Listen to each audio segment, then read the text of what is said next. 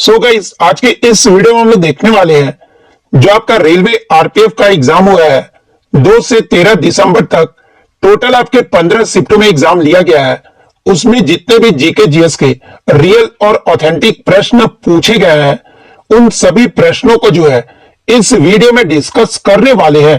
तो जो भी कैंडिडेट्स इस बार रेलवे एनटीपीसी या फिर आरपीएफ कांस्टेबल का एग्जाम देने वाले हैं तो मैं आपको 100% ये गारंटी देता हूं कि आपके इन एग्जामों में जो है यहां से प्रश्न जरूर देखने को मिल जाएंगे।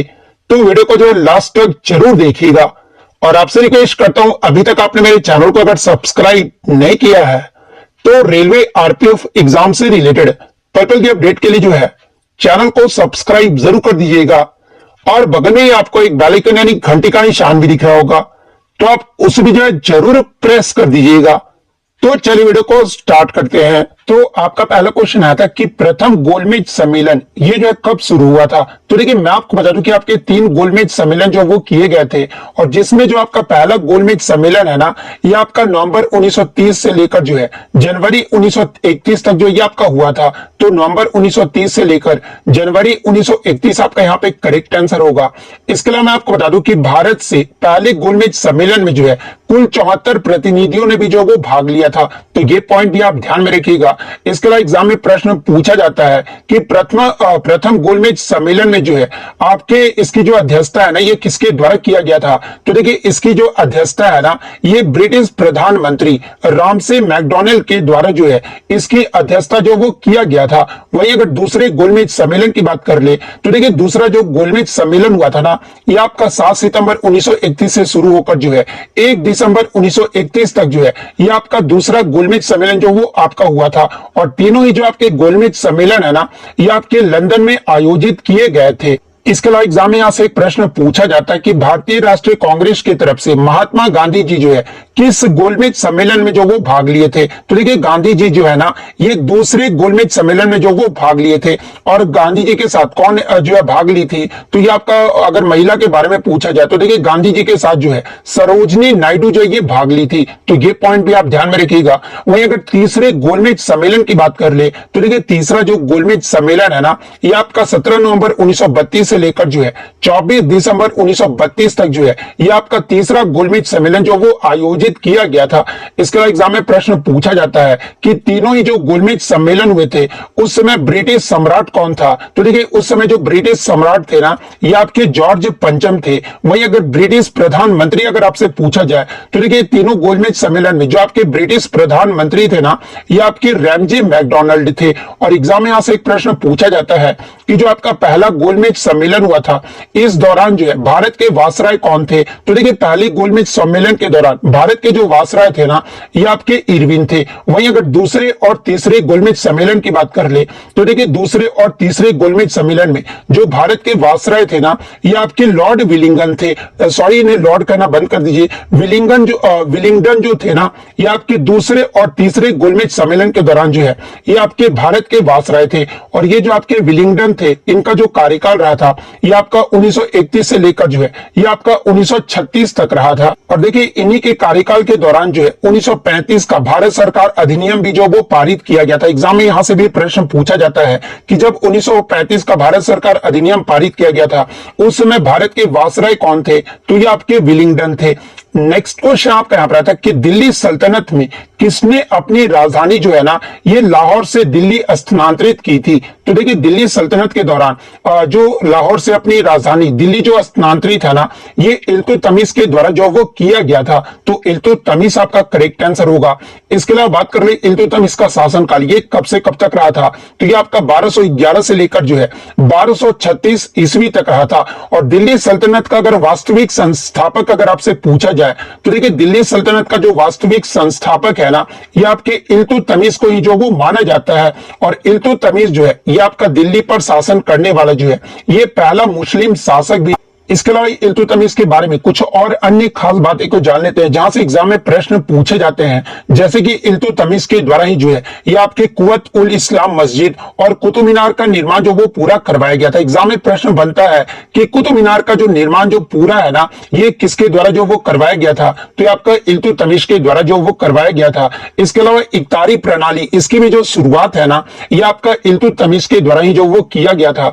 और इल्तुतमिश ने जो है चांदी का टांका और तांबे की जटा नाम से जो है 2 सिक्के भी जो वो पेश किए थे। और इल्तुतमिश की मंगोल नीति ने ही जो है भारत के चंगेज खान के प्रकोप से जो वो बचाया था। इसके अलावा इल्तुतमिश पहला सुल्तान था जिसने खलीफा से अलंकरण पत्र का अनुरोध किया था और इसे जो वो प्राप्त किया था। तो ये सारे फैक्ट जो आपको ध्यान में रखना है। इसके अलावा दिल्ली सल्तनत के संस्थापक के बारे में अगर पूछा जाए तो देखिए, दिल्ली सल्तनत का जो संस्थापक था ना, ये आपका कुतुबुद्दीन ऐबक था। जब क्वेश्चन में आपका वास्तविक संस्थापक रहे तब आपका इल्तुतमिश करेक्ट आंसर होगा। जब एग्जाम में अगर प्रश्न सिंपल सा रहे कि दिल्ली सल्तनत का संस्थापक कौन था, तो फिर कुतुबुद्दीन ऐबक जो आपका यहाँ पे करेक्ट आंसर होगा। इसके अलावा कुतुबुद्दीन ऐबक की बात कर ले तो ये जो आपका गौरी साम्राज्य के सुल्तान मोहम्मद गौरी का जो ये आपका गुलाम था। तो ये फैक्ट भी आप ध्यान में रखिएगा। नेक्स्ट क्वेश्चन आपका यहां पर आता कि विराट कोहली ने अपना जो 49वां शतक है ना, ये किस देश के खिलाफ बनाया था, जिसने 49वें शतक जो है ये आपका 49वें शतक मारकर सचिन तेंदुलकर की बराबरी जो वो किए थे। तो देखिए, मैं आपको बता दूं कि विराट कोहली ने जो अपना 49वां जो शतक है ना, ये आपके दक्षिण अफ्रीका के खिलाफ जो वो लगाया था। और किस स्टेडियम में लगाया था, तो ये आपका कोलकाता के ईडन गार्डन स्टेडियम में जो वो लगाया था। तो दक्षिण अफ्रीका आपका करेक्ट आंसर होगा। और देखिए, इसी ओडीआई शतक के बाद विराट कोहली ने जो है सचिन तेंदुलकर का जो है ओडीआई शतक का रिकॉर्ड की बराबरी भी किए थे। और अगर बात कर ले 50वें शतक के बारे में, तो देखिए विराट कोहली ने जो अपना 50वां शतक है ना, ये आपके न्यूजीलैंड के खिलाफ जो है मुंबई के वानखेड़े स्टेडियम में जो आपका सेमीफाइनल मैच था ना 2023 में ओडीआई वर्ल्ड कप का, उसमें जो है 50वां शतक जो वो लगाए थे। तो अगर 50वें शतक के बारे में पूछा गया था तो न्यूजीलैंड आपका करेक्ट आंसर होगा। अगर 49वें शतक के बारे में अगर से पूछा गया होगा तो दक्षिण अफ्रीका फिर आपका करेक्ट आंसर होगा। नेक्स्ट क्वेश्चन आपका यहाँ पर था कि T20 विश्व कप 2024 में सबसे ज्यादा रन बनाने में जो है रोहित शर्मा किस नंबर पर थे। तो देखिए, T20 विश्व कप 2024 में सबसे ज्यादा रन बनाने में रोहित शर्मा जो थे ना, ये आपके दूसरे नंबर पर थे। अब आपके मन में डाउट हो रहा होगा कि पहले नंबर पे कौन थे, तो ये आपके अफगानिस्तान बल्लेबाज रहमतुल्लाह गुरबाज जो है ये पहले स्थान पे थे। इन्होंने जो है 2024 T20 विश्व कप में जो है टोटल 281 रन बनाए थे। सेकंड स्थान पे जो आपके रोहित शर्मा रहे थे। तो दूसरा स्थान आपका करेक्ट आंसर होगा। रोहित शर्मा ने जो है 257 रन मारे थे। तीसरे स्थान पे जो है आपके ऑस्ट्रेलिया के बल्लेबाज ट्रेविस हेड रहे थे। और चौथे स्थान पे साउथ अफ्रीका के बल्लेबाज क्विंटन डिकॉक रहे थे। तो ये पॉइंट भी आप ध्यान में रखिएगा।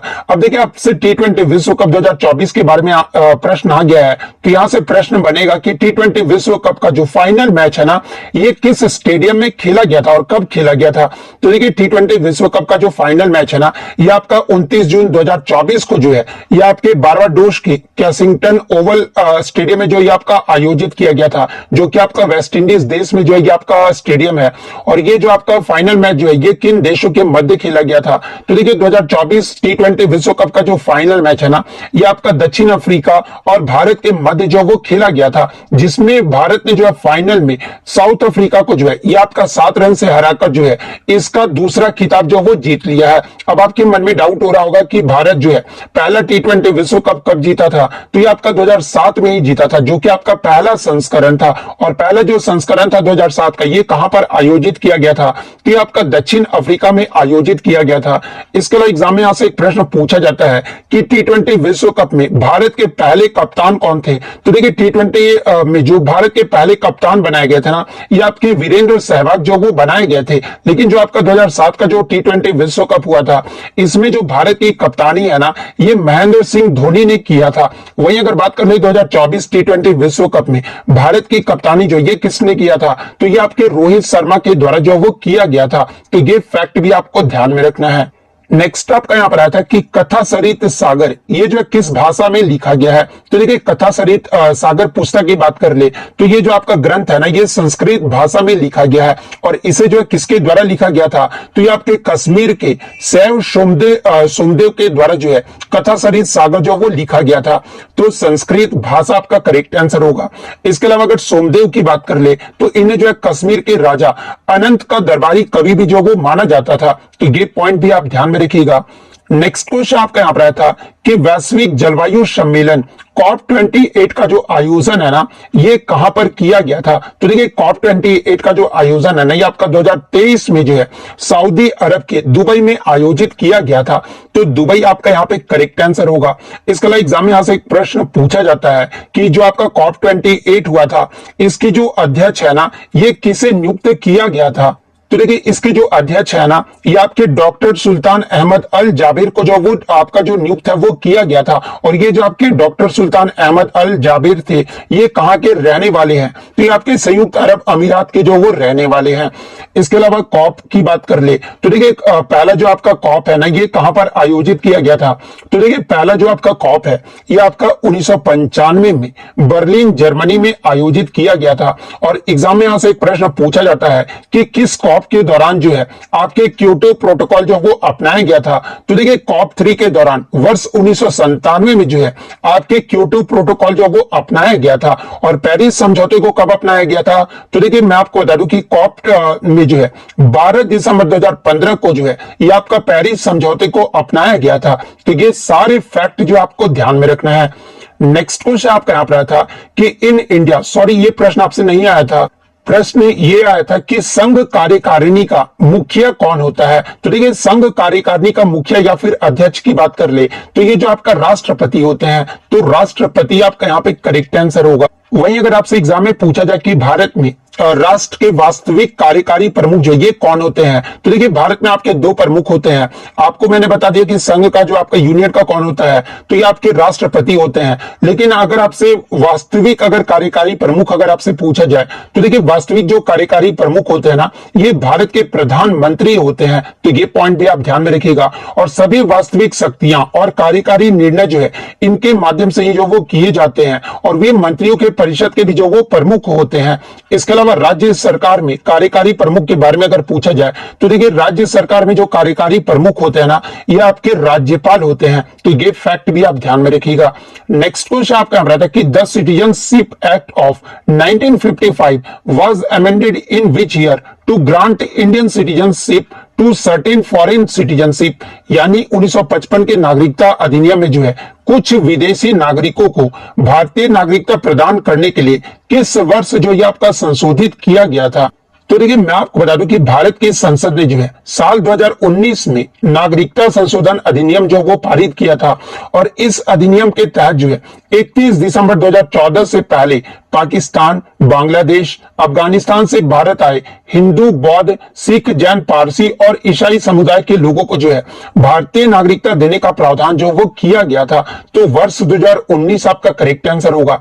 इसके अलावा मैं आपको बता दूं कि नागरिकता अधिनियम 1955 को जो है अब तक आपके 6 बार जो ये आपका संशोधित किया जा चुका है। और वो 6 बार कब कब तो देखिए पहली बार जो आपका संशोधन किया गया था 1955 के नागरिकता अधिनियम को ये आपका 1986 में जो वो संशोधित किया गया था। दूसरी बार आपका 1992 में संशोधित किया गया था। तीसरी बार आपका 2003 में, चौथी बार आपका 2005 में, पांचवी बार आपका 2015 में संशोधित किया गया था और छठी बार जो है आपका 2019 में जो वो संशोधित किया गया था।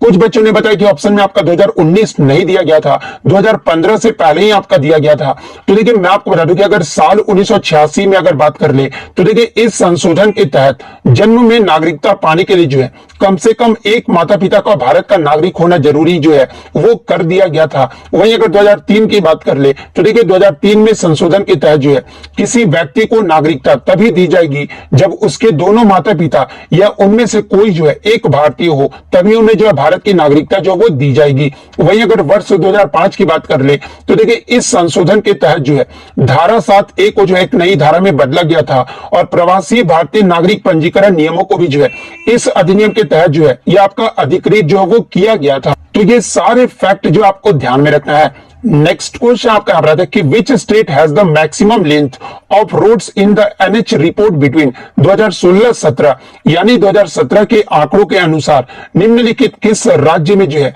राष्ट्रीय राजमार्गों की जो लंबाई है ना ये सबसे अधिक है। तो देखिए 2016-17 में जो आपका नेशनल हाईवे रिपोर्ट जारी किया गया था उसमें सबसे ज्यादा राष्ट्रीय राजमार्गों की जो लंबाई है ना ये आपका महाराष्ट्र राज्य में है। उसके बाद दूसरे स्थान पे आपका उत्तर प्रदेश आता है, तीसरे स्थान पे जो आपका राजस्थान राज्य आता है। तो महाराष्ट्र आपका यहाँ पे करेक्ट आंसर होगा। इसके अलावा भारत में सड़क नेटवर्क में जो है ये दुनिया में कितने नंबर पर आता है, तो ये आपका दूसरा नंबर पर आता है। तो ये पॉइंट भी आप ध्यान में रखिएगा। नेक्स्ट क्वेश्चन आपका आता है कि भारत में व्यक्ति के मौलिक अधिकार की रक्षा ये जो है कौन करता है। तो देखिए भारत में व्यक्ति के मौलिक अधिकारों की जो रक्षा है ना ये आपके सुप्रीम कोर्ट यानी सर्वोच्च न्यायालय करते हैं। तो सर्वोच्च न्यायालय आपका करेक्ट आंसर होगा। इसके अलावा भारतीय संविधान में जो है आपके वर्तमान में 6 मौलिक अधिकार है और वो 6 मौलिक अधिकार कौन कौन से हैं। तो पहला आपका जो है समानता का अधिकार है जो कि आपका ये कहां से आ जाता है, तो ये आपका अनुच्छेद 14 से लेकर 18 तक आ जाता है। स्वतंत्रता का अधिकार जो आपका दूसरा जो है वो मौलिक अधिकार है। इसके अलावा तीसरा जो ये आपका रोजगार का अधिकार है, चौथा आपका धर्म की आजादी का अधिकार है, पांचवा जो ये आपका सांस्कृतिक और शैक्षिक अधिकार है और छठा जो है ना ये आपका संवैधानिक उपचारों का अधिकार है। ये वर्तमान में जो है आपके 6 मौलिक अधिकार है। और देखिए मानव अधिकारों की रक्षा के लिए जो है संयुक्त राष्ट्र संघ भी जो वो कार्य करता है और संयुक्त राष्ट्र संघ की ओर से प्रत्येक वर्ष जो है 10 दिसंबर को मानव अधिकार दिवस भी जो वो मनाया जाता है। नेक्स्ट क्वेश्चन आपका यहाँ पर आता है कि सत्य शोधक समाज की स्थापना ये जो है किसने की थी। तो देखिए सत्य शोधक समाज की जो स्थापना है ना ये आपका 24 सितंबर 1873 को ज्योतिबा फूले के द्वारा महाराष्ट्र के पुणे में जो वो किया गया था। तो ज्योतिबा फूले आपका करेक्ट आंसर होगा। इसके अलावा अगर अन्य समाज या फिर सभा की स्थापना की बात कर ले तो देखिए अगर आपसे ब्रह्म समाज की पूछा जाए तो देखिए ब्रह्म समाज की जो स्थापना है ना ये आपका 1828 के कलकत्ता में जो है राजा राम मोहन रॉय के द्वारा जो वो किया गया था। सत्य शोधक समाज तो मैंने आपको बता दिया है। आत्मीय सभा अगर पूछा जाए तो देखिए आत्मीय सभा की जो स्थापना है ना ये आपका 1814-15 में जो है राजा राम मोहन राय के द्वारा कोलकाता में किया गया था। और रामकृष्ण मिशन की जो स्थापना है ना ये आपका 1 मई 1897 को जो है स्वामी विवेकानंद के द्वारा जो वो किया गया था। सर्वेंट्स ऑफ इंडिया सोसाइटी की स्थापना जो है ये आपके 1905 में जो है गोपाल कृष्ण गोखले के द्वारा किया गया था। वहीं अगर ब्रह्म समाज तो मैंने आपको बता दिया है। धर्म समाज अगर आपसे पूछा जाए तो देखिए धर्म समाज की जो स्थापना है ना ये आपका 1829 में कलकत्ता में जो है राधाकांत देव के द्वारा जो इसकी स्थापना किया गया था। आर्य समाज की जो स्थापना है ना यह 1875 में दयानंद सरस्वती के द्वारा किया गया था। एशियाटिक सोसाइटी की जो स्थापना यह आपका 1784 में विलियम जोन्स के द्वारा जो वो किया गया था।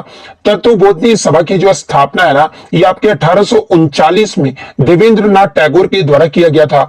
वेद समाज की जो स्थापना यह 1864 में जो है केशव चंद्र सेन के द्वारा किया गया था। प्रार्थना सभा की जो स्थापना है ना यह आपके आत्माराम पांडुरंग इसके अलावा महादेव गोविंद रनाडे और इतिहासकार आरजी भंडारकर के द्वारा जो है इसकी स्थापना जो है 31 मार्च 1867 को जो है ये आपका बंबई में जो वो किया गया था। तो ये सारे फैक्ट जो आपको ध्यान में रखना है। नेक्स्ट क्वेश्चन आपका यहाँ पर है कि व्हाट इज द ऐसा यूनिट ऑफ पावर यानी शक्ति का जो है ऐसा ही मात्रक पूछा गया था। तो देखिए शक्ति का जो ऐसा ही मात्रक होता है ना ये आपका वाट होता है। तो वाट आपका करेक्ट आंसर होगा। इसके अलावा शक्ति की अगर परिभाषा की बात कर ले तो देखिए शक्ति वह दर होता है जिस पर कार्य किया जाता है या फिर ऊर्जा जो है ये आपका स्थानांतरित होता है। वहीं अगर शक्ति को जो है वाट में जो ये किस में मापा जाता है तो देखिए शक्ति को जो है ना ये आपका जूल प्रति सेकंड में जो वो मापा जाता है। और 1 वाट इक्वल टू कितना जूल प्रति सेकंड होता है। तो देखिए 1 वाट इक्वल टू जो है ये आपका 1 जूल प्रति सेकंड होता है। और शक्ति जो ये आपका किस प्रकार की राशि है तो देखिए शक्ति की बात कर ले तो ये जो आपका अदिश राशि है यानी अगर वेक्टर क्वांटिटी या फिर स्केलर क्वांटिटी है तो ये आपका स्केलर क्वांटिटी है। वहीं अगर वाट का नाम अगर पूछा जाए कि किसके नाम पर रखा गया है तो देखिए वाट का जो नाम है ना ये आपके जेम्स वाट के नाम पर जो वो रखा गया है। और शक्ति के अगर औद्योगिक इकाई एग्जाम में पूछा जाता है तो देखिए शक्ति का जो औद्योगिक इकाई होता है ना ये आपका हॉर्स पावर होता है। और हॉर्स पावर का जो सिंबल होता है वो आपका एचपी होता है। वहीं अगर सीजीएस प्रणाली में शक्ति का ऐसा यूनिट अगर आपसे पूछा जाए तो देखिए सीजीएस प्रणाली में जो शक्ति का इकाई होता है ना वो आपका एर्ग प्रति सेकंड होता है। तो ये सारे फैक्ट जो आपको ध्यान में रखना है।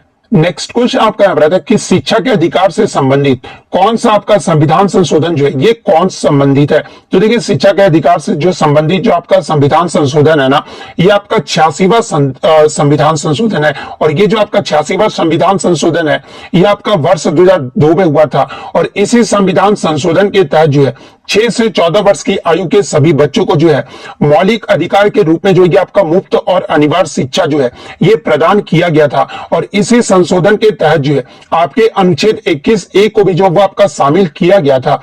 तो 86वां संविधान संशोधन आपका करेक्ट आंसर होगा।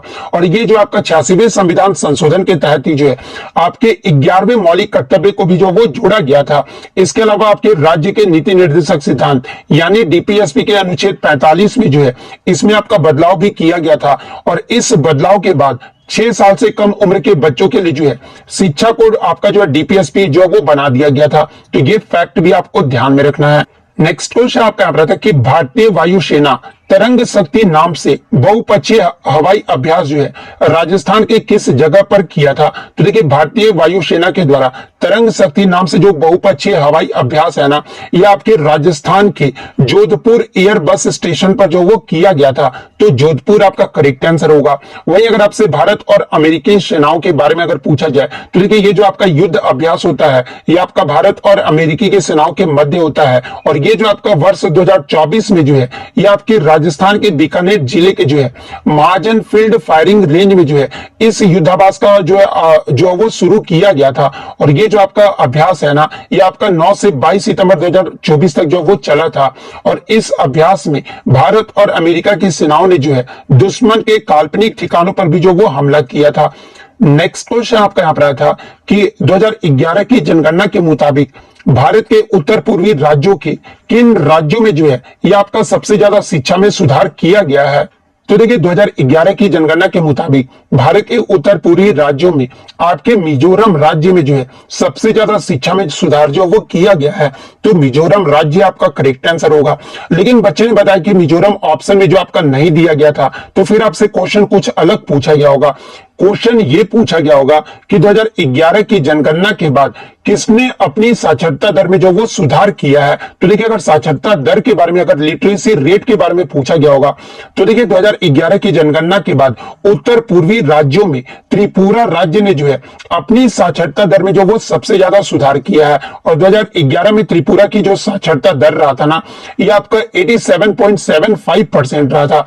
तो अगर ये प्रश्न पूछा गया था तो त्रिपुरा आपका यहाँ पे करेक्ट आंसर होगा। वहीं अगर ओवरऑल बात कर ले कि सबसे अधिक लिटरेसी रेट वाला राज्य कौन सा है तो ये आपका केरल राज्य है। और सबसे कम साक्षरता दर वाला राज्य अगर पूछा जाए तो ये आपका बिहार राज्य है। तो ये फैक्ट भी आपको ध्यान में रखना है। वहीं अगर बात कर ले 2011 की जनगणना के अनुसार भारत का साक्षरता दर जो ये कितना रहा था तो ये आपका 74.04% रहा था। नेक्स्ट आपका यहाँ पर आता है कि 2011 की जनगणना के अनुसार कौन से राज्य में जनसंख्या जो है ये आपका 10 करोड़ से सर्वाधिक रहा है। तो देखिए 2011 की जनगणना के अनुसार आपके 3 राज्यों का जो जनसंख्या है ना ये आपका 10 करोड़ से सबसे ज्यादा जो हो रहा है। और वो 3 राज्य कौन कौन से हैं तो पहला आपका उत्तर प्रदेश है। उत्तर प्रदेश का जो जनसंख्या रहा था 2011 की जनगणना के अनुसार ये आपका 19 करोड़ रहा था। उसके बाद आपका महाराष्ट्र राज्य रहा था। महाराष्ट्र का जो आपका जो जनसंख्या है ना ये आपका लगभग 12 करोड़ रहा था। और बिहार का जो जनसंख्या है ये आपका 10 करोड़ से अधिक रहा था। तो ऑप्शन में आपका बिहार दिया गया था तो बिहार आपका यहाँ पे करेक्ट आंसर होगा। इससे पहले आपका प्रीवियस शिफ्टों में पूछा गया था कि 2011 की जनगणना के अनुसार कौन से 2 राज्यों की जनसंख्या मिलाकर जो है ये आपका 30 करोड़ हो गया था। तो देखिए मैं आपको बता दूं कि उत्तर प्रदेश और महाराष्ट्र का जो जनसंख्या मिलाकर जो है ये आपका 30 करोड़ से अधिक जो वो हो गया था। तो ये फैक्ट भी आपको ध्यान में रखना है। नेक्स्ट क्वेश्चन आपका यहाँ पर आया था कि which orders does the supreme court pass to stop the action of lower courts. यानी भारत का सर्वोच्च न्यायालय जो है निचली अदालतों के कार्यों को रोकने के लिए क्या जो वो जारी कर सकता है। तो देखिए भारत का सर्वोच्च न्यायालय जो है आपके निचली अदालत के कार्यों को रोकने के लिए या फिर मौलिक अधिकार को लागू करने के लिए जो है ये आपके 5 प्रकार के रिट जो वो जारी कर सकता है। और वो 5 प्रकार के रिट कौन कौन से हैं तो पहला आपका जो है बंदी प्रत्यक्षीकरण है। सेकंड आपका परमादेश है। थर्ड आपका निषेध है, फोर्थ आपका अधिकार परीक्षा है और फिफ्थ जो है ये आपका उत्प्रेषण है। तो ये आपका 5 प्रकार के रीट जो है ये सर्वोच्च न्यायालय के द्वारा जो वो आपका जारी किया जाता है। तो 5 प्रकार का रीट आपका करेक्ट आंसर होगा। नेक्स्ट क्वेश्चन आपका यहाँ पर आया था कि अरुणाचल प्रदेश के निर्विरोध जो अध्यक्ष है ना, ये कौन चुने गए हैं। तो देखिए मैं आपको बता दूं कि तेशम पोंगटे को जो है सर्वसम्मति से 8वीं अरुणाचल प्रदेश विधानसभा का जो है ये आपका अध्यक्ष जो वो चुना गया है। तो तेशम पोंगटे आपका यहाँ पे करेक्ट आंसर होगा।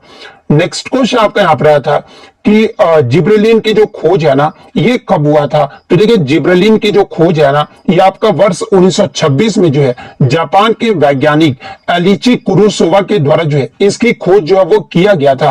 तो वर्ष 1926 आपका करेक्ट आंसर होगा। नेक्स्ट क्वेश्चन आपका यहाँ पर आया था कि अभ्यास सिन्वैक्स का पहला जो संस्करण है ना ये आपका 2024 में किन दो देशों के बीच जो है ये आपका किया जाएगा, किन दो देशों के सेनाओं के मध्य जो वो किया जाएगा।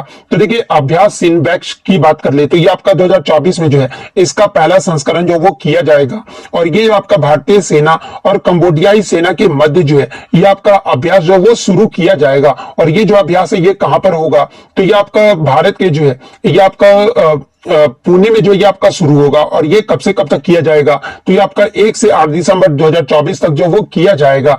तो आपका भारतीय सेना और कंबोडियाई सेना आपका यहाँ पे करेक्ट आंसर होगा। नेक्स्ट क्वेश्चन आपका यहाँ पर आया था कि मनोहर लाल खट्टर कौन से राज्य के जो ये मुख्यमंत्री रहे हैं। तो देखिए मनोहर लाल खट्टर की बात कर ले तो ये आपके हरियाणा राज्य के जो है पूर्व मुख्यमंत्री जो वो रह चुके हैं और ये कब से कब तक रहे थे। तो देखिए 26 अक्टूबर 2024 को जो है इन्होंने हरियाणा के 10वें मुख्यमंत्री के रूप में जो वो शपथ ग्रहण किए थे और 12 मार्च 2024 तक जो है ये इन्होंने अपना त्यागपत्र जो वो दे दिया था। तो हरियाणा राज्य आपका यहाँ पे करेक्ट आंसर होगा। नेक्स्ट आपका यहाँ पर आता है कि सिडबी यानी भारतीय लघु उद्योग विकास बैंक का जो है कार्य जो वो पूछा गया था। तो देखिए सिडबी का जो कार्य होता है ना ये आपके सूक्ष्म लघु और मध्यम उद्यम यानी एमएसएमई क्षेत्र के जो विकास, वित्त पोषण और संवर्धन करना, ये जो आपका सिडबी का जो वो कार्य होता है। इसके अलावा सिडबी के अगर फुल फॉर्म की बात कर ले तो ये आपका स्मॉल इंडस्ट्रीज डेवलपमेंट बैंक होता है, यानी अगर हिंदी में बात कर ले तो भारतीय लघु उद्योग विकास बैंक होता है। और ये जो आपका सिडबी है ना ये सूक्ष्म लघु एवं मध्यम यानी एमएसएमई कारोबारियों को जो है ये बिजनेस लोन प्रदान करने का कार्य जो वो करता है। तो अगर ये ऑप्शन में दिया गया था तो ये वाला आपका यहाँ पे करेक्ट आंसर होगा। इसके अलावा बात कर ले सिडबी की स्थापना ये जो है कब किया गया था। तो देखिए सिडबी की जो स्थापना है ना ये आपका 2 अप्रैल 1990 को जो है भारतीय औद्योगिक विकास बैंक यानी आईडीबीआई के जो है एक सहायक बैंक के रूप में जो वो किया गया था। और सिडबी का अगर हेडक्वार्टर अगर आपसे पूछा जाए तो देखिए सिडबी बैंक का जो हेडक्वार्टर है ना ये आपके उत्तर प्रदेश की राजधानी लखनऊ में स्थित है। तो ये सारे फैक्ट जो आपको ध्यान में रखना है। नेक्स्ट आपका यहाँ पर आता है कि where is the Barak of Surma river of चेहर ओरिजिनेटेड फ्रॉम, यानी कछार की बराक या फिर सुरमा नदी का जो है ये जो स्रोत है ये कहां पर है। तो देखिए जो आपका बराक नदी का जो स्रोत है ना ये आपका मणिपुर राज्य में है। तो मणिपुर आपका यहाँ पे करेक्ट आंसर होगा। इसके अलावा बात कर ले आपका जो है अगर अन्य नदियों के बारे में, जैसे कि नर्मदा नदी ये जो आपका कहां से ओरिजिनेट होता है, तो ये आपका अमरकंटक से जो ये आपका ओरिजिनेट होता है। गोदावरी नदी की बात कर ले तो ये आपका त्रिंबकेश्वर जो कि आपका नासिक में स्थित है। तो गोदावरी नदी का जो उद्गम है ना ये आपका त्रिंबकेश्वर से होता है। कावेरी नदी का अगर उद्गम आपसे पूछा जाए तो ये आपका ताला कावेरी से होता है। तो ये फैक्ट भी आप ध्यान में रखिएगा। नेक्स्ट क्वेश्चन आपका यहाँ पर आया था कि which river disappear in the run of Kutch, यानी कौन सी नदी जो है कच्छ के रन में विलीन हो जाती है। तो ऑप्शन में आपका लूनी रिवर जो वो दिया गया था।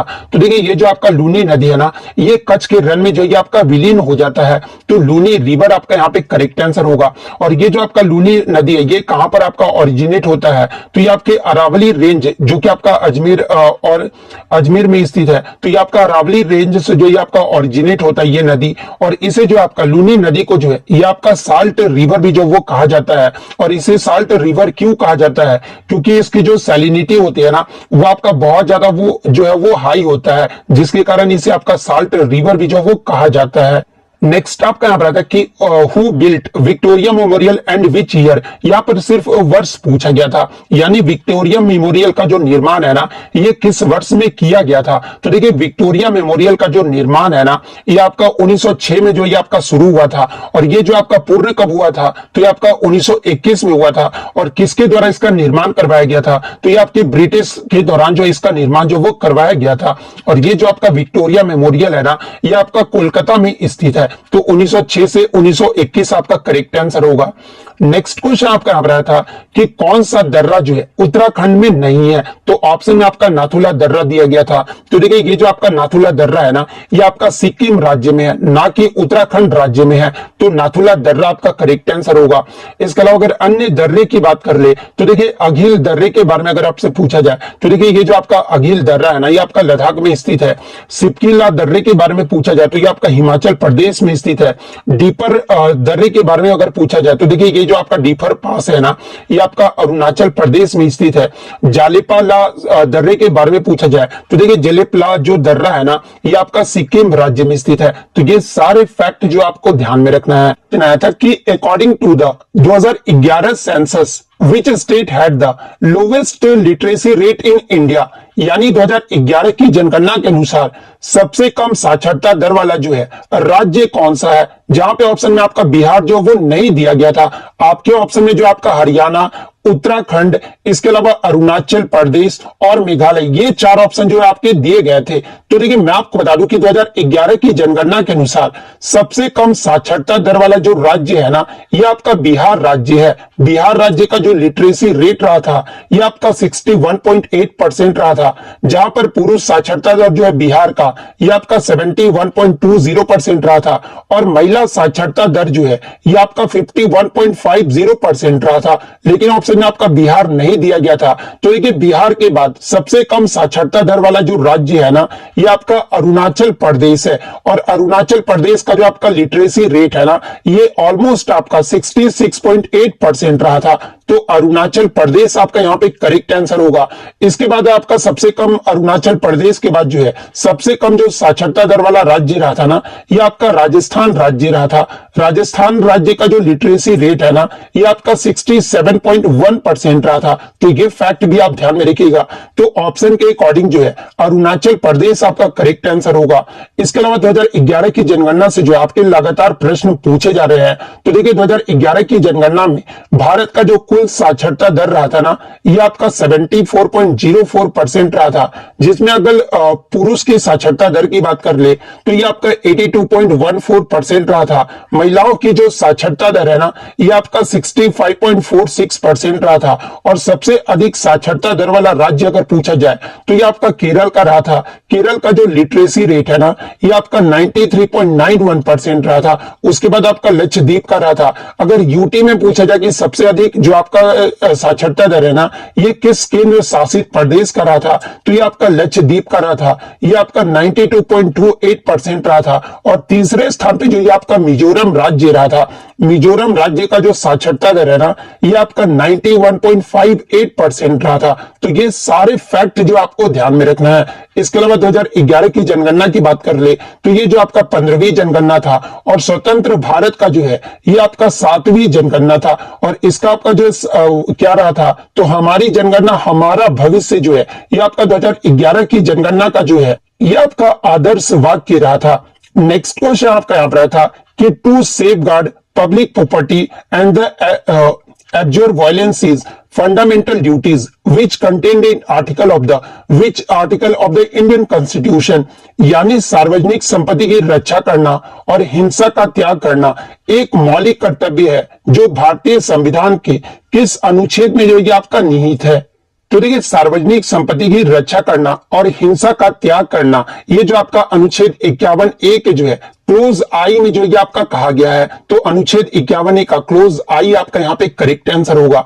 इसके अलावा अगर फंडामेंटल ड्यूटीज यानी मौलिक कर्तव्य की बात कर ले तो देखिए मौलिक कर्तव्य का जो वर्णन है ना, ये आपके संविधान के भाग 4A में और अनुच्छेद 51A में जो वो किया गया है। और मौलिक कर्तव्य को जो है ये आपके स्वर्ण सिंह समिति के सिफारिश पर जो है 42वें संविधान संशोधन अधिनियम जो कि आपका 1976 में हुआ था। और इस संशोधन अधिनियम के तहत जो है हमारे हमारे संविधान में 10 मौलिक कर्तव्यों को जो वो जोड़ा गया था, और वर्तमान में हमारे मौलिक कर्तव्यों की संख्या कितनी है, तो ये आपका 11 मौलिक कर्तव्य है। और 11वां मौलिक कर्तव्य जो है ना, ये आपका 86वें संविधान संशोधन जो कि आपका 2002 में हुआ था, इसके माध्यम से जो है 11वां मौलिक कर्तव्य को जो वो जोड़ा गया था। इसके अलावा एग्जाम में यहां से एक प्रश्न पूछा जाता है कि जब आपका मौलिक कर्तव्य को जोड़ा गया था, 10 मौलिक कर्तव्य को जोड़ा गया था, उस समय भारत के प्रधानमंत्री कौन थी? तो देखिए, जब 10 मौलिक कर्तव्यों को जोड़ा गया था ना, उस समय भारत की जो प्रधानमंत्री थी ये आपके इंदिरा गांधी थी। लेकिन कभी कभी एग्जामिनर आपका टेस्ट लेता है कि जब आपका 11वां मौलिक कर्तव्य जोड़ा गया था, उस समय भारत के जो प्रधानमंत्री थे ये कौन थे? तो जैसा कि आपको पता है कि 11वां जो फंडामेंटल ड्यूटीज है, ये आपका 86वें संविधान संशोधन जो कि आपका 2002 में हुआ था, और इसके माध्यम से जो आपका जोड़ा गया था। और इस समय जो भारत के प्रधानमंत्री थे ना, ये आपके अटल बिहारी वाजपेयी थे। तो ये फैक्ट भी आपको ध्यान में रखना है। इसके अलावा अनुच्छेद 51A में जो है आपके कुल 11 मौलिक कर्तव्य का वर्णन जो वो किया गया है, और वो 11 मौलिक कर्तव्य को देख लेते हैं। तो देखिए, अनुच्छेद 51A के क्लोज ए में आपका कहा गया है कि भारतीय संविधान का पालन करे और राष्ट्रीय ध्वज और राष्ट्रगान के साथ साथ संविधान के आदर्शों और संस्थानों का जो है वो सम्मान करे। ये जो आपका अनुच्छेद 51A के जो है क्लोज ए में जो ये आपका कहा गया है। वही अगर क्लोज बी की बात कर ले तो देखिए, क्लोज बी में आपका कहा गया है कि स्वतंत्रता के लिए राष्ट्रीय संघर्ष को प्रेरित करने वाले महान आदर्शों का पालन करे। ये जो आपका क्लोज बी में जो वो कहा गया है। वहीं अगर तीसरे मौलिक कर्तव्य की बात कर ले तो इसमें आपका कहा गया है कि भारत की संप्रभुता, एकता और अखंडता को बनाए रखे और उसकी रक्षा करे। ये जो आपका तीसरा मौलिक कर्तव्य है। चौथा मौलिक कर्तव्य है कि देश की रक्षा करे और आवश्यकता पड़ने पर राष्ट्रीय सेवाएं भी जो वो प्रदान करे। ये जो हमारा चौथा जो वो मौलिक कर्तव्य है। वहीं अगर पांचवें मौलिक कर्तव्य की बात कर ले तो इसमें आपका कहा गया है कि धार्मिक, भाषाई और क्षेत्रीय या फिर अनुभागीय विविधताओं से पूरे भारत के सभी नागरिकों के बीच जो है सद्भाव और सम्मान बंधुता की भावना को बढ़ावा देना और महिलाओं की गरिमा के लिए अपमानजनक प्रथाओं का त्याग करना। ये जो आपका पांचवा मौलिक कर्तव्य में कहा गया है। छठे मौलिक कर्तव्य में जो है देश की मिश्रित संस्कृति की समृद्ध विरासत को जो है महत्व दे और इसका संरक्षण करे। ये जो आपका छठा मौलिक कर्तव्य है। सातवां जो मौलिक कर्तव्य है ना, ये आपके वनों, झीलों, नदियों और वन्य जीवन सहित प्राकृतिक पर्यावरण का संरक्षण और सुधार करे। साथ ही साथ जीवित प्राणियों के प्रति दया की भावना बनाए रखे। ये जो आपका सातवां मौलिक कर्तव्य है। आठवां मौलिक कर्तव्य में कहा गया है कि वैज्ञानिक सोच, मानवतावाद तथा जिज्ञासा एवं सुधार की भावना को विकसित करे। ये जो आपका आठवां मौलिक कर्तव्य है।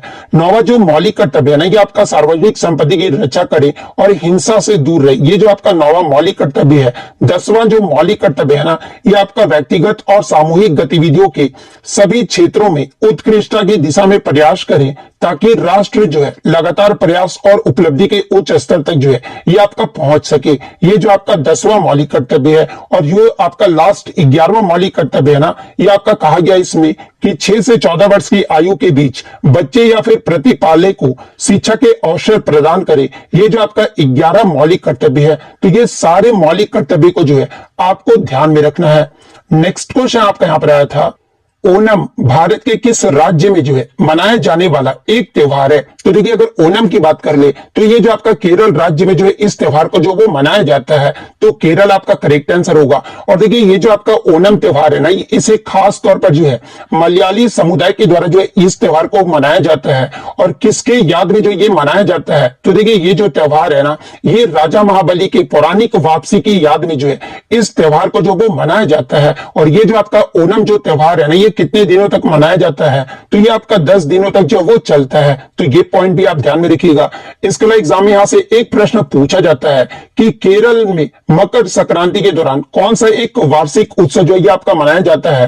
तो देखिए, ये जो आपका मकर विलक्कू है ना, ये केरल के सबरीमाला अयप्पा मंदिर में जो है मकर संक्रांति के दौरान ये जो आपका वार्षिक उत्सव जो ये आपका मनाया जाता है। तो ये फैक्ट भी आप ध्यान में रखिएगा।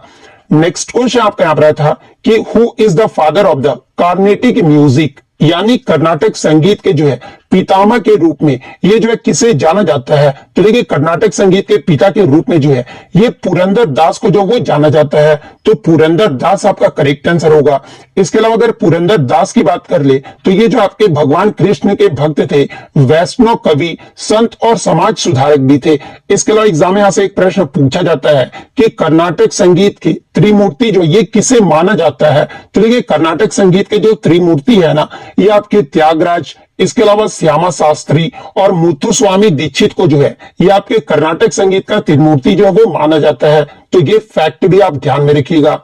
नेक्स्ट आपका यहां पर आता है कि the part of a plant cell that converts sunlight into sugar through photosynthesis is called a, यानी पादप कोशिकाओं में प्रकाश संश्लेषण के जरिए सूर्य के प्रकाश को शर्करा में जो है ये कौन बदलता है? तो देखिए पादप कोशिकाओं में प्रकाश संश्लेषण के जरिए जो है सूर्य के प्रकाश को जो शर्करा में है ना, ये आपके क्लोरोप्लास्ट का क्लोरोफिल नामक वर्णक जो वो बदलता है। तो ऑप्शन में या तो आपका क्लोरोप्लास्ट दिया गया होगा या फिर आपका क्लोरोफिल नामक वर्णक दिया गया होगा। तो इन दोनों में से जो भी आपका दिया गया होगा वो आपका यहाँ पे करेक्ट आंसर होगा।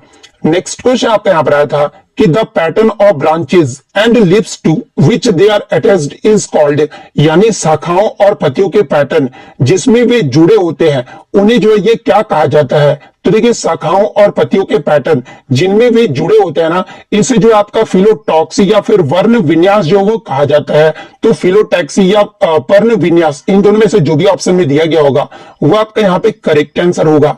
नेक्स्ट क्वेश्चन आपका यहाँ पर आता है कि सुप्रीम कोर्ट के रिव्यू ज्यूरिसडिक्शन से जो आपका प्रश्न पूछा गया था कि भारत के सर्वोच्च न्यायालय को अपने निर्णयों या फिर आदेश की समीक्षा करने की शक्ति संविधान के किस अनुच्छेद के तहत जो वो मिला है?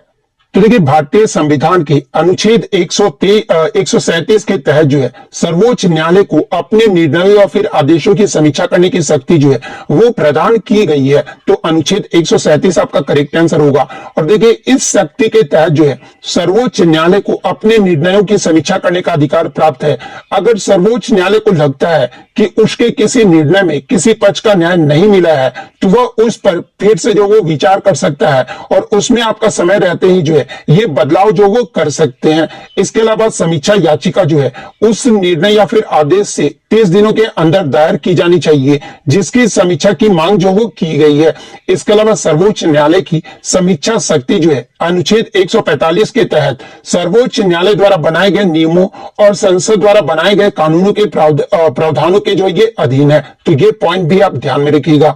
नेक्स्ट क्वेश्चन आपका यहाँ पर था कि जावा सुमात्रा पर किस भारतीय शासक ने जो है ये विजय प्राप्त की थी? तो देखिए जावा सुमात्रा हो गया या फिर गंगा और इसके अलावा मलय, इलम, कदारम, कझाकम और दूसरे द्वीपों तक पूरे उत्तर भारत पर जो विजय है ना, ये राजेंद्र चोलन के द्वारा जो वो किया गया था। तो ऑप्शन में आपका चोल वंश जो वो दिया गया था, तो चोल वंश आपका यहाँ पे करेक्ट आंसर होगा। और देखिए राजेंद्र चोलन ने ही जो है उन्होंने हाथियों के जहाज बनाकर जो है गंगा नदी को पार करके अपनी सैन्य क्षमताओं का भी जो वो प्रदर्शन किया था। तो ये पॉइंट भी आप ध्यान में रखिएगा। नेक्स्ट क्वेश्चन आपका यहाँ पर आया था कि who is the defence minister of a state government, यानी राज्य सरकार की रक्षा मंत्री जो है वर्तमान में कौन है? तो देखिए मैं आपको बता दूं कि 11 जून 2024 को जो है आपके राज्य सरकार के जो रक्षा मंत्री बने हैं ना, ये संजय सेठ जो वो बने हैं। तो संजय सेठ आपका करेक्ट आंसर होगा। वहीं अगर भारत के रक्षा मंत्री की बात कर ले तो देखिए वर्तमान में भारत के जो रक्षा मंत्री है ना, ये आपके राजनाथ सिंह है। तो ये पॉइंट भी आप ध्यान में रखिएगा। नेक्स्ट क्वेश्चन आपका यहाँ पर था कि भारतीय संविधान का कौन सा अनुच्छेद जो है जीवन और व्यक्तिगत स्वतंत्रता के संरक्षण से संबंधित है? तो देखिए जीवन और व्यक्तिगत स्वतंत्रता के संरक्षण से जो है ये आपका अनुच्छेद 21 जो वो संबंधित है। और अनुच्छेद 21 में आपका कहा गया है कि किसी भी व्यक्ति या उसके जीवन या व्यक्तिगत स्वतंत्रता से जो है उसे वंचित जो वो नहीं किया जाएगा। और ये जो आपका एक मौलिक अधिकार है अनुच्छेद 21, और इसमें आपके प्रत्येक व्यक्ति या फिर नागरिकों और विदेशियों को जो है ये आपका समान रूप से जो वो प्राप्त है। तो अनुच्छेद 21 आपका करेक्ट आंसर होगा। नेक्स्ट क्वेश्चन आपका यहाँ पर आया था कि बाल लिंगानुपात 1950 से लेकर जो है 2011 तक जो है ये आपका क्या रहा था? ऑप्शन में था आपका घटा था, बढ़ा था, या फिर पहले घटा बाद में बढ़ा, फिर आपका स्थिर रहा। ये जो आपके चार ऑप्शन जो वो दिए गए थे, तो देखिए मैं आपको बता दूं कि 1950 से 2011 के बीच भारत में जो बाल लिंगानुपात है ना, इसमें जो आपका गिरावट जो वो देखने को मिला था, तो गिरावट ऑप्शन में आपका दिया गया था, तो गिरावट आपका करेक्ट आंसर होगा। इसके अलावा बात कर ले 2001 की जनगणना में भारत का जो है बाल लिंगानुपात कितना रहा था, तो ये आपका 927 रहा था। 2011 की जनगणना में भारत का जो बाल लिंगानुपात है ना, ये आपका 919 रहा था। इसके अलावा बाल लिंगानुपात की परिभाषा जो एग्जाम में पूछा जाता है, तो देखिए बाल लिंगानुपात का जो परिभाषा होता है ना, वो आपका 0 से 6 वर्ष के बच्चों में प्रति 1000 पुरुषों पर महिलाओं की संख्या को ही जो है ये आपका बाल लिंगानुपात यानी शिशु लिंगानुपात जो है वो कहा जाता है। और ये जो आपका भारत में अगर कुछ लिंगानुपात की बात कर ले, तो देखिए सबसे ज्यादा बाल लिंगानुपात वाला अगर राज्य पूछा जाए, तो देखिए सबसे ज्यादा बाल लिंगानुपात वाला जो राज्य रहा था ना 2011 की जनगणना के अनुसार, ये आपका अरुणाचल प्रदेश में रहा था।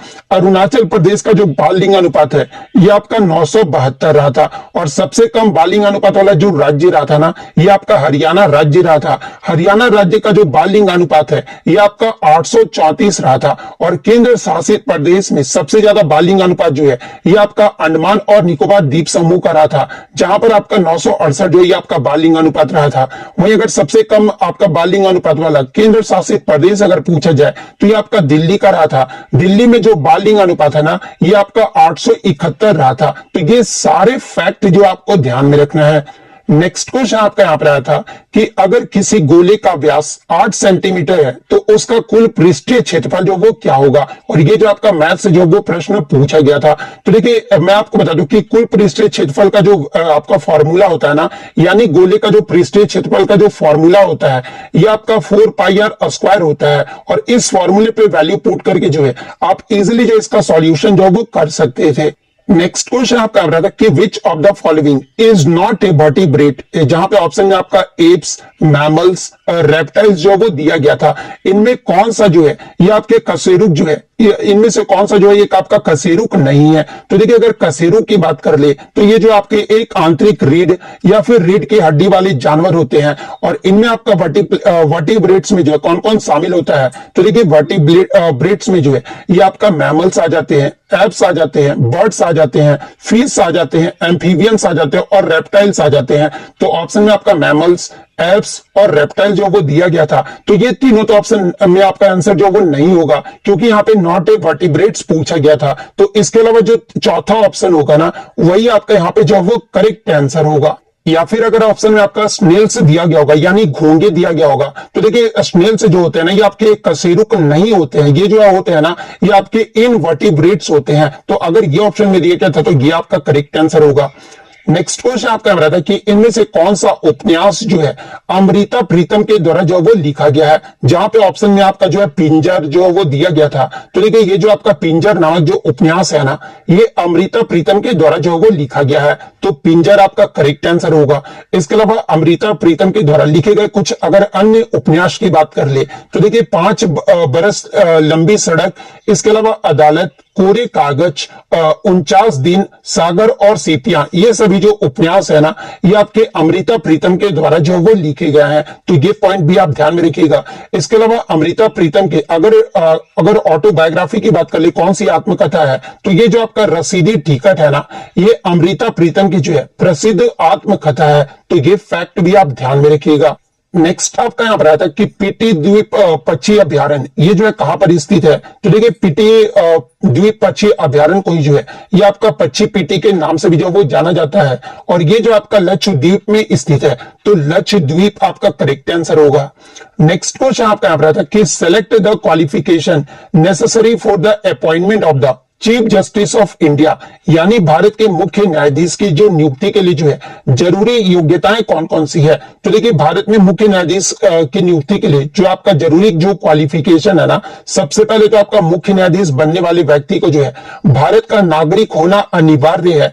इसके अलावा वो कम से कम 5 साल तक किसी उच्च न्यायालय के जो वो न्यायाधीश रहे हैं, तभी जो वो भारत के मुख्य न्यायाधीश बन सकते हैं। या फिर उन्हें कम से कम 10 साल तक किसी उच्च न्यायालय का अधिवक्ता भी जो वो रहे हो, या फिर राष्ट्रपति की राय में वह जो एक परंपरागत विधिवेत्ता जो वो रहे हो, तभी जो वो भारत के मुख्य न्यायाधीश जो वो बन सकते हैं। तो इनमें से जो भी ऑप्शन में दिया गया होगा वो आपका करेक्ट आंसर होगा। या फिर अगर आपका आर्टिकल पूछा गया होगा तो देखिए मुख्य न्यायाधीश की जो नियुक्ति है ना, ये संविधान के अनुच्छेद 124 की खंड 2 के तहत जो है ये आपके राष्ट्रपति के द्वारा जो है इनकी नियुक्ति जो वो की जाती है। तो अगर अनुच्छेद पूछा गया था तो 124 के खंड 2 आपका करेक्ट आंसर होगा। इसके अलावा सर्वोच्च न्यायालय के सबसे जो वरिष्ठ न्यायाधीश होते हैं ना, वो आमतौर पर ही जो है इन्हें जो आपका सीजेआई जो वो बनाया जाता है। और मुख्य न्यायाधीश को राष्ट्रपति जो है ये कब हटा सकते हैं, तो ये जो है तभी हटा सकते हैं जब संसद के दोनों सदनों में विशेष बहुमत से प्रस्ताव पास किया गया होगा, तभी राष्ट्रपति जो है मुख्य न्यायाधीश को उनके पद से जो वो हटा सकते हैं। इसके अलावा मुख्य न्यायाधीश को जो है ये आपका रोस्टर के मास्टर का नाम से भी जो वो जाना जाता है। और मुख्य न्यायाधीश के पास विशिष्ट मामलों को विशेष पीठों को सौंपने और सुनवाई का कार्यक्रम तय करने का भी जो है वो आपका अधिकार होता है। तो ये सारे फैक्ट जो आपको ध्यान में रखना है। नेक्स्ट क्वेश्चन आपका यहाँ पर रहा था कि आईएसएसएफ शूटिंग विश्व कप 2024 ये जो है कहां पर आयोजित किया गया था। तो देखिए आईएसएसएफ शूटिंग विश्व कप 2024 जो है ये आपका भारत में 13 से 17 अक्टूबर तक जो है नई दिल्ली के डॉक्टर करनी सिंह रेंज में आयोजित किया गया था। तो नई दिल्ली आपका यहाँ पे करेक्ट आंसर होगा। नेक्स्ट क्वेश्चन आपका यहाँ पर आया था कि इनमें से कौन सी नदी जो है दक्कन के पठार क्षेत्र का नदी नहीं है। तो देखिए दक्कन के पठार की प्रमुख नदियों की बात कर ले तो देखिए गोदावरी नदी, कृष्णा नदी, कावेरी नदी, नर्मदा नदी, ताप्ती नदी, इंद्रावती नदी, तुंगभद्रा नदी और भीमन नदी, ये सभी जो नदियां है ना ये दक्कन के पठार की प्रमुख नदियां हैं। तो इनमें से आपका 3 तो ऑप्शन में दिया गया था। इसके अलावा जो चौथा ऑप्शन होगा ना वही आपका यहाँ पे जो वो करेक्ट आंसर होगा, क्योंकि इसमें प्रश्न जो वो नहीं जो वो पूछा गया था। नेक्स्ट क्वेश्चन आपका यहाँ पर आया था कि लक्षद्वीप जो है ये कहां पर स्थित है, जहां पे ऑप्शन में आपका कोरामंडल ऑफ तमिलनाडु दिया गया था, कोरामंडल ऑफ आंध्र प्रदेश दिया गया था, मालाबार ऑफ केरला दिया गया था और फोर्थ ऑप्शन जो है आपका कर्नाटक के नजदीक जो है वो दिया गया था। तो देखिए अगर लक्षद्वीप की बात कर ले तो ये जो आपका भारत के केरल के मालाबार तट के पास अरब सागर में स्थित है। तो मालाबार कोस्ट ऑफ केरला जो आपका यहाँ पे करेक्ट आंसर होगा। नेक्स्ट क्वेश्चन आपका यहाँ पर आया था कि सूक्ष्म लघु और मध्यम उद्यम मंत्रालय के पोर्टल का जो संचालन है ना ये कौन करता है। तो देखिए सूक्ष्म लघु और मध्यम उद्यम मंत्रालय के जो पोर्टल का संचालन है ना ये आपका एमएसएमई के द्वारा जो वो किया जाता है, जिसका फुल फॉर्म आपका ministry of micro small and medium enterprises होता है। तो एमएसएमई आपका करेक्ट आंसर होगा। नेक्स्ट क्वेश्चन आपका यहाँ पर आया था कि किस अनुच्छेद के तहत जो है भारतीय निर्वाचन आयोग यानी इलेक्शन कमीशन का जो गठन है ना वो किया गया है। तो देखिए संविधान के अनुच्छेद 324 के तहत जो है भारतीय निर्वाचन आयोग की स्थापना का प्रावधान जो वो किया गया है। तो अनुच्छेद 324 आपका करेक्ट आंसर होगा। नेक्स्ट क्वेश्चन आपका रहा था कि इनमें से कौन सी योजना जो है ग्रामीण क्षेत्रों में रोजगार देने वाली योजना है। तो ऑप्शन में आपका मनरेगा जो वो दिया गया था। तो देखिए मनरेगा एक ऐसी योजना है जो ग्रामीण क्षेत्रों में रोजगार देने वाली योजना है। तो मनरेगा आपका करेक्ट आंसर होगा। मनरेगा का आपसे फुल फॉर्म पूछा जाए कि क्या होता है, तो देखिए मनरेगा का जो फुल फॉर्म होता है ना ये आपका महात्मा गांधी राष्ट्रीय ग्रामीण रोजगार गारंटी योजना होता है। और इसके अगर फैक्ट की बात कर ले तो देखिए मनरेगा का जो पहले नाम था ये आपका नरेगा योजना था। और नरेगा योजना को जो है ये आपका 2 अक्टूबर 2005 को जो वो आपका पारित किया गया था। एग्जाम में पूछा जाता है कि नरेगा योजना को कब पारित किया गया था, तो ये आपका 2 अक्टूबर 2005 को जो वो पारित किया गया था। और भारत में जो इसकी शुरुआत है ना ये सबसे पहले 2 फरवरी 2006 को जो है आंध्र प्रदेश के बांदावली जिले के जो है अनंतपुर नामक गांव से जो वो हुआ था। और शुरुआत में इस योजना को जो है लगभग 200 जिलों में जो वो आपका लागू किया गया था, लेकिन बाद में आपका 1 अप्रैल 2008 को जो है ये आपका पूरे भारत में जो ये आपका लागू जो वो कर दिया गया था। और एग्जाम में यहां से एक प्रश्न पूछा जाता है कि नरेगा योजना का नाम बदलकर जो है मनरेगा जो वो कब कर दिया गया था। तो देखिए नरेगा योजना का नाम बदलकर 2 अक्टूबर 2009 को इसका नाम बदलकर जो है ये आपका मनरेगा जो वो कर दिया गया था। और इस योजना के तहत जो है हर साल किसी भी ग्रामीण परिवारों के वयस्क सदस्यों को जो है ये आपका 100 दिन का रोजगार जो वो दिया जाता है। और मनरेगा के तहत रोजाना 220 रुपए की जो है संवैधानिक न्यूनतम मजदूरी पर जो है ये आपका काम जो वो कराया जाता है। तो ये सारे फैक्ट जो आपको ध्यान में रखना है। नेक्स्ट क्वेश्चन आपका यहाँ पर था कि बनीहट्टी की जो लड़ाई है ना ये कब हुआ था। तो देखिए बनीहट्टी की लड़ाई को ही जो है ये आपका तालीकोटा की लड़ाई या फिर राजसी तंगड़ी की लड़ाई भी जो वो कहा जाता है। और ये जो आपका बनीहट्टी की जो लड़ाई है ना ये आपका 23 जनवरी 1565 को हुआ था। तो 23 जनवरी 1565 आपका करेक्ट आंसर होगा। इसके अलावा बात करते हैं बनिहाटी का जो युद्ध है ये किनके मध्य लड़ा गया था। तो देखिए ये जो युद्ध है ना ये आपके विजयनगर साम्राज्य और दक्कन सल्तनतों के मध्य जो है ये युद्ध जो वो लड़ा गया था। और इस युद्ध में जो है विजयनगर साम्राज्य की जो वो हार हो गई थी और इसी लड़ाई के बाद विजयनगर साम्राज्य का पतन हो गया था और दक्कन की राजनीति का पुनर्गठन भी जो है इसी युद्ध के बाद जो वो हुआ था। और देखिए ये जो आपका बनिहाटी की जो लड़ाई है ना ये आपके उत्तरी कर्नाटक के बीजापुर से 80 किलोमीटर दूर दक्षिण पूर्व दिशा में स्थित तालीकोटा में जो ये युद्ध जो है ये आपका लड़ा गया था। तो ये सारे फैक्ट जो आपको ध्यान में रखना है। नेक्स्ट क्वेश्चन आपका बता था कि रबी की फसल जो है ये किस महीने में बोई जाती है। तो देखिए रबी की फसल की बात कर ले तो ये जो आपका अक्टूबर से दिसंबर महीने के मध्य जो ये आपका बोया जाता है और इसे काटा कब जाता है। तो देखिए रबी की फसल को जो है ये आपका अप्रैल से जून के महीने में जो है इसे काटा जाता है। और रबी की अगर प्रमुख फसलों की बात कर ले तो देखिए गेहूं, जौ, मटर, चना, सरसों, अलसी और मसूर ये सभी जो है ना ये आपके रबी की प्रमुख फसलें हैं। तो अक्टूबर से दिसंबर आपका करेक्ट आंसर होगा। नेक्स्ट क्वेश्चन आपका यहाँ पर आया था कि which country became the 104th member of the international solar alliance यानी आईएसए इन जून 2024। यानी जून 2024 में कौन सा देश जो है अंतरराष्ट्रीय सौर गठबंधन का जो है ये 100वां पूर्ण सदस्य देश जो वो बना है। तो देखिए आईएसए का जो आपका 100वां पूर्ण सदस्य है ना ये आपका जून 2024 में पराग्वे देश जो वो बना है। तो पराग्वे आपका यहाँ पे करेक्ट आंसर होगा। इसके अलावा अगर आईएसए की बात कर ले तो देखिए आईएसए का जो हेडक्वार्टर है ना ये कहां पर है। तो ये आपका हरियाणा में स्थित है। तो ये फैक्ट भी आपको ध्यान में रखना। और इससे जो आपका कब शुरू किया गया था तो इसे आपका प्रधानमंत्री के द्वारा 2015 में जो ये आपका शुरू किया गया था। नेक्स्ट क्वेश्चन आपका यहाँ पर आया था कि the Tata group acquired air India in January 2022 for how many crores. यानी टाटा समूह ने जो है जनवरी 2022 में एयर इंडिया को कितने करोड़ में जो है ये आपका अधिग्रहित जो वो किया था। तो देखिए जनवरी 2022 में एयर इंडिया को जो टाटा समूह जो है ना ये आपका 18,000 करोड़ में जो वो अधिग्रहित जो वो किया था। तो 18,000 करोड़ आपका करेक्ट आंसर होगा। नेक्स्ट आपका यहाँ पर क्वेश्चन आया था कि which Indian shooter has been appointed as the president of the Asian Olympic council. यानी किस भारतीय शूटर को जो है एशियाई ओलंपिक परिषद का अध्यक्ष जो वो नियुक्त किया गया है। तो देखिए ये जो आपके रणधीर सिंह है ना जो कि आपके एक भारतीय शूटर थे और इन्हें आपका एशियाई ओलंपिक परिषद का जो है ये अध्यक्ष जो वो नियुक्त किया गया है। तो रणधीर सिंह आपका करेक्ट आंसर होगा। नेक्स्ट आपका यहाँ पर आया था कि who founded the famous Ghadar party in America in 1913। यानी 1913 में अमेरिका में प्रसिद्ध गदर पार्टी की जो स्थापना है ना ये किसने किया था। तो देखिए 1913 में अमेरिका में प्रसिद्ध गदर पार्टी की जो स्थापना है ना ये सोहन सिंह भाकना और लाला हरदयाल के द्वारा जो वो किया गया था। तो सोहन सिंह भाकना और लाला हरदयाल आपका करेक्ट आंसर होगा। इसके अलावा मैं आपको बता दूं कि गदर पार्टी का जो शुरुआत में नाम था ना ये आपका पैसिफिक कोस्ट हिंदुस्तान एसोसिएशन था और इसका जो हेडक्वार्टर है ना ये आपका युगांतर आश्रम जो है आपका सैन फ्रांसिस्को में था। तो ये पॉइंट भी आप ध्यान में रखिएगा।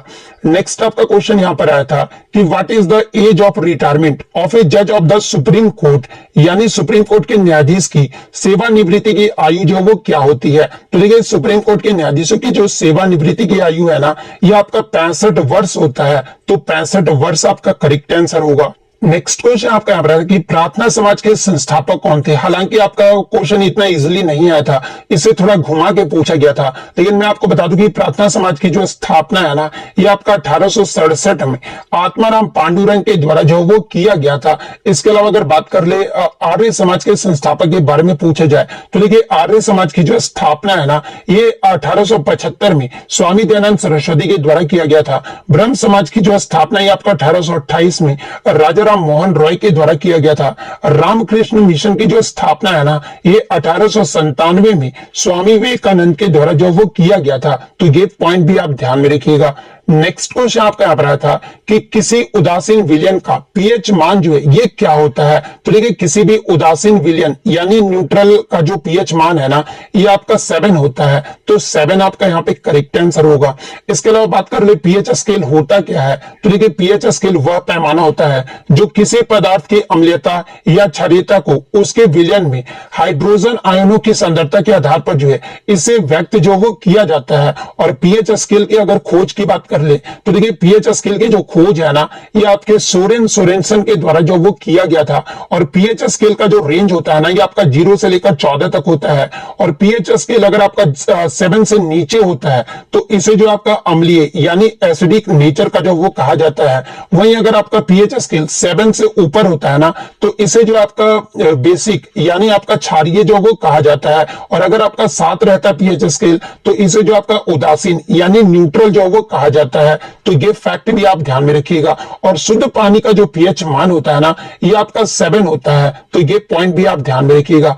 नेक्स्ट क्वेश्चन आपका यहाँ पर था कि सती प्रथा पर प्रतिबंध जो है ये कब और किस गवर्नर जनरल के द्वारा जो है इसे लगाया गया था। तो देखिए सती प्रथा पर जो प्रतिबंध है ना ये 1829 में विलियम बेंटिक के द्वारा जो वो लगाया गया था। तो 1829 विलियम बेंटिक आपका यहाँ पे करेक्ट आंसर होगा। और देखिए ये जो आपके विलियम बेंटिक थे ना ये बंगाल के अंतिम गवर्नर जनरल और पहले गवर्नर जनरल जो ये भारत के थे। तो ये पॉइंट भी आप ध्यान में रखिएगा। इस सत्य शोधक समाज की स्थापना ये जो है किसने की थी। तो देखिए सत्य शोधक समाज की जो स्थापना है ना ये ज्योतिबा फूले के द्वारा 24 सितंबर 1873 को महाराष्ट्र के पुणे में जो इसकी स्थापना जो वो किया गया था। तो ज्योतिबा फूले आपका यहाँ पे करेक्ट आंसर होगा। इसके अलावा प्रमुख समाज या फिर सभा की स्थापना देख लेते हैं जहां से एग्जाम में आपके लगातार प्रश्न जो वो पूछे जा रहे हैं। जैसे कि ब्रह्म समाज की जो स्थापना है ये आपका 1828 में कलकत्ता में जो है ये आपका राजा राम मोहन रॉय के द्वारा जो वो किया गया था। सत्य शोधक समाज की जो स्थापना है ना ये आपका 1873 में ज्योतिबा फूले के द्वारा जो वो किया गया था। आत्मीय सभा की जो स्थापना है ये आपका 1814-15 में जो है राजा राम मोहन रॉय के द्वारा जो वो किया गया था। रामकृष्ण मिशन की बात कर ले तो देखिए रामकृष्ण मिशन की जो स्थापना है ना ये आपका 1 मई 1897 को स्वामी विवेकानंद के द्वारा जो वो किया गया था। सर्वेंट ऑफ इंडिया सोसाइटी की जो स्थापना है इसकी स्थापना 1905 में जो है गोपाल कृष्ण गोखले के द्वारा जो वो किया गया था। इसके अलावा अगर बात कर ले धर्म समाज के बारे में तो देखिए धर्म समाज की जो स्थापना है ना ये आपके 1829 में कलकत्ता में जो है राधाकांत देव के द्वारा जो इसकी स्थापना किया गया था। आर्य समाज की जो स्थापना है ये 1875 में दयानंद सरस्वती के द्वारा जो वो किया गया था। एशियाटिक सोसाइटी की जो स्थापना है ये 1784 में विलियम जोन्स के द्वारा जो वो किया गया था। तत्वबोधनी सभा की जो स्थापना है ये आपका 1839 में देवेंद्र नाथ टैगोर के द्वारा जो वो किया गया था। वेद समाज की जो स्थापना है ये 1864 में केशव चंद्र सेन के द्वारा जो वो किया गया था। प्रार्थना सभा की जो स्थापना है ना ये आपके आत्माराम पांडुरंग, इसके अलावा महादेव गोविंद रनाडे और इतिहासकार आरजे भंडारकर के द्वारा जो है इसकी जो स्थापना है ना ये आपका 31 मार्च 1867 को जो है बंबई में इसकी स्थापना जो वो किया गया था। तो ये सारे फैक्ट जो आपको ध्यान में रखना है। नेक्स्ट क्वेश्चन आपका यहाँ पे आता है कि नाटो के जो है वर्तमान में कितने सदस्य देश हैं। तो देखिए 2024 तक की बात कर ले तो नाटो के वर्तमान में जो है आपके 32 सदस्य देश हैं। तो 32 आपका यहाँ पे करेक्ट आंसर होगा। इसके अलावा बात कर ले आपका नाटो का जो आपका 2024 में आपका जो 32वां सदस्य देश है ये कौन बना है। तो देखिए मैं आपको बता दूं कि 7 मार्च 2024 को जो है नाटो का जो 32वां सदस्य देश है ना ये आपका स्वीडन देश बना है। और 2023 में आपका कौन बना था। तो देखिए 2023 में नाटो का जो 31वां सदस्य देश है ना ये आपका फिनलैंड देश बना था। तो ये पॉइंट भी आप ध्यान में रखिएगा। इसके अलावा अगर नाटो का फुल फॉर्म एग्जाम में पूछा जाए तो देखिए इसका जो फुल फॉर्म होता है ना ये आपका नॉर्थ अटलांटिक ट्रीटी ऑर्गेनाइजेशन होता है। और नाटो की जो स्थापना है ना ये आपका 4 अप्रैल 1949 को हुआ था। और इसका अगर हेडक्वार्टर आपसे पूछा जाए तो देखिए नाटो का जो मुख्यालय है ना ये आपका बेल्जियम के ब्रुसेल्स में स्थित है। और नाटो का अगर प्रतीक चिन्ह पूछा जाए तो देखिए नाटो का जो प्रतीक है ना एक 4 बिंदु वाला सितारा है जो कि आपका कंपास का प्रतिनिधित्व जो वो करता है। तो ये सारे फैक्ट जो आपको ध्यान में रखना है। नेक्स्ट क्वेश्चन आपका आ रहा था कि 2024 के पेरिस पैरा ओलंपिक समापन समारोह में जो है भारत के ध्वजवाहक जो है ये कौन रहे थे? तो देखिए मैं आपको बता दूं कि 2024 का जो आपका पेरिस पैरा ओलंपिक हुआ था, इसमें अगर समापन समारोह यानी क्लोजिंग सेरेमनी में भारत के जो ध्वजवाहक है ना, ये आपके तीरंदाज हरविंदर सिंह और धावक जो ये प्रीति पाल रही थी। तो हरविंदर सिंह और प्रीति पाल आपका करेक्ट आंसर होगा। अगर एग्जाम में पूछा जाए कि हरविंदर सिंह का संबंध किस खेल से है, तो ये आपके आर्चरी यानी तीरंदाजी से है। वहीं अगर प्रीति पाल का पूछा जाए तो ये आपके एक धावक है। वहीं अगर बात कर ले आपका जो है, ये तो हो गया आपका समापन समारोह के बारे में। अगर आपसे उद्घाटन समारोह के बारे में पूछा जाए तो देखिए पेरिस पैरा ओलंपिक 2024 में भारत के उद्घाटन समारोह के जो ध्वजवाहक रहे थे ना, ये आपके भारतीय track and field athlete Sumit Antil और भाग्यश्री जादव जो है ये आपका उद्घाटन समारोह के जो है ये ध्वजवाहक रहे थे। तो ये पॉइंट भी आप ध्यान में रखिएगा। वहीं अगर पेरिस पैरा ओलंपिक 2024 की बात करें, भारत कौन से स्थान पे रहा था, तो देखिए भारत के द्वारा जो कुल 29 मेडल जो वो जीते गए थे, जिसमें 7 गोल्ड, 9 सिल्वर और 13 ब्रॉन्ज मेडल जो वो शामिल था। और भारत जो है 2024 के पेरिस ओलंपिक में 170 देशों में जो है ये आपका 18वें पायदान पे रहा था। तो ये पॉइंट भी आप ध्यान में रखिएगा। तो ये तो हो गया आपका पेरिस पैरा ओलंपिक के बारे में। अगर ओलंपिक की बात कर ले यानी पेरिस ओलंपिक की बात कर ले, तो देखिए पेरिस ओलंपिक 2024 की उद्घाटन समारोह के जो भारत के ध्वजवाहक है ना, ये आपके शरद कमल और पीवी सिंधु रही थी। वहीं अगर समापन समारोह के बारे में पूछा जाए तो इसमें समापन समारोह में भारत की ओर से जो ध्वजवाहक है ना, ये आपके निशानेबाज मनु भाकर और हॉकी टीम के गोलकीपर पीआर श्रीजेश जो है ना, ये आपके ध्वजवाहक रहे थे। तो ये फैक्ट भी आप ध्यान में रखिएगा। इसके अलावा पेरिस ओलंपिक 2024 की अगर मेडल टैली की बात कर ले तो इसमें आपका भारत जो है मेडल टैली में 71वें पायदान पे रहा था। और इसमें भारत के द्वारा जो है आपके 6 मेडल जो वो जीते गए थे, जिसमें 1 सिल्वर और 5 जो है वो ब्रॉन्ज मेडल शामिल था। तो ये सारे फैक्ट जो आपको ध्यान में रखना है। नेक्स्ट क्वेश्चन आपका यहाँ पर था कि एन चंद्रबाबू नायडू ये जो आपके किस पार्टी से संबंधित है। तो देखिए अगर एन चंद्रबाबू नायडू की बात कर ले तो ये जो आपके तेलुगु देशम पार्टी से जो वो संबंधित है। तो तेलुगु देशम पार्टी आपका करेक्ट आंसर होगा। इसके अलावा तेलुगु देशम पार्टी की बात कर ले तो देखिए इसकी जो स्थापना है ना यानी गठन जो है ये आपका 1982 में एनटी रामा रॉय के द्वारा जो है इसका गठन जो वो किया गया था।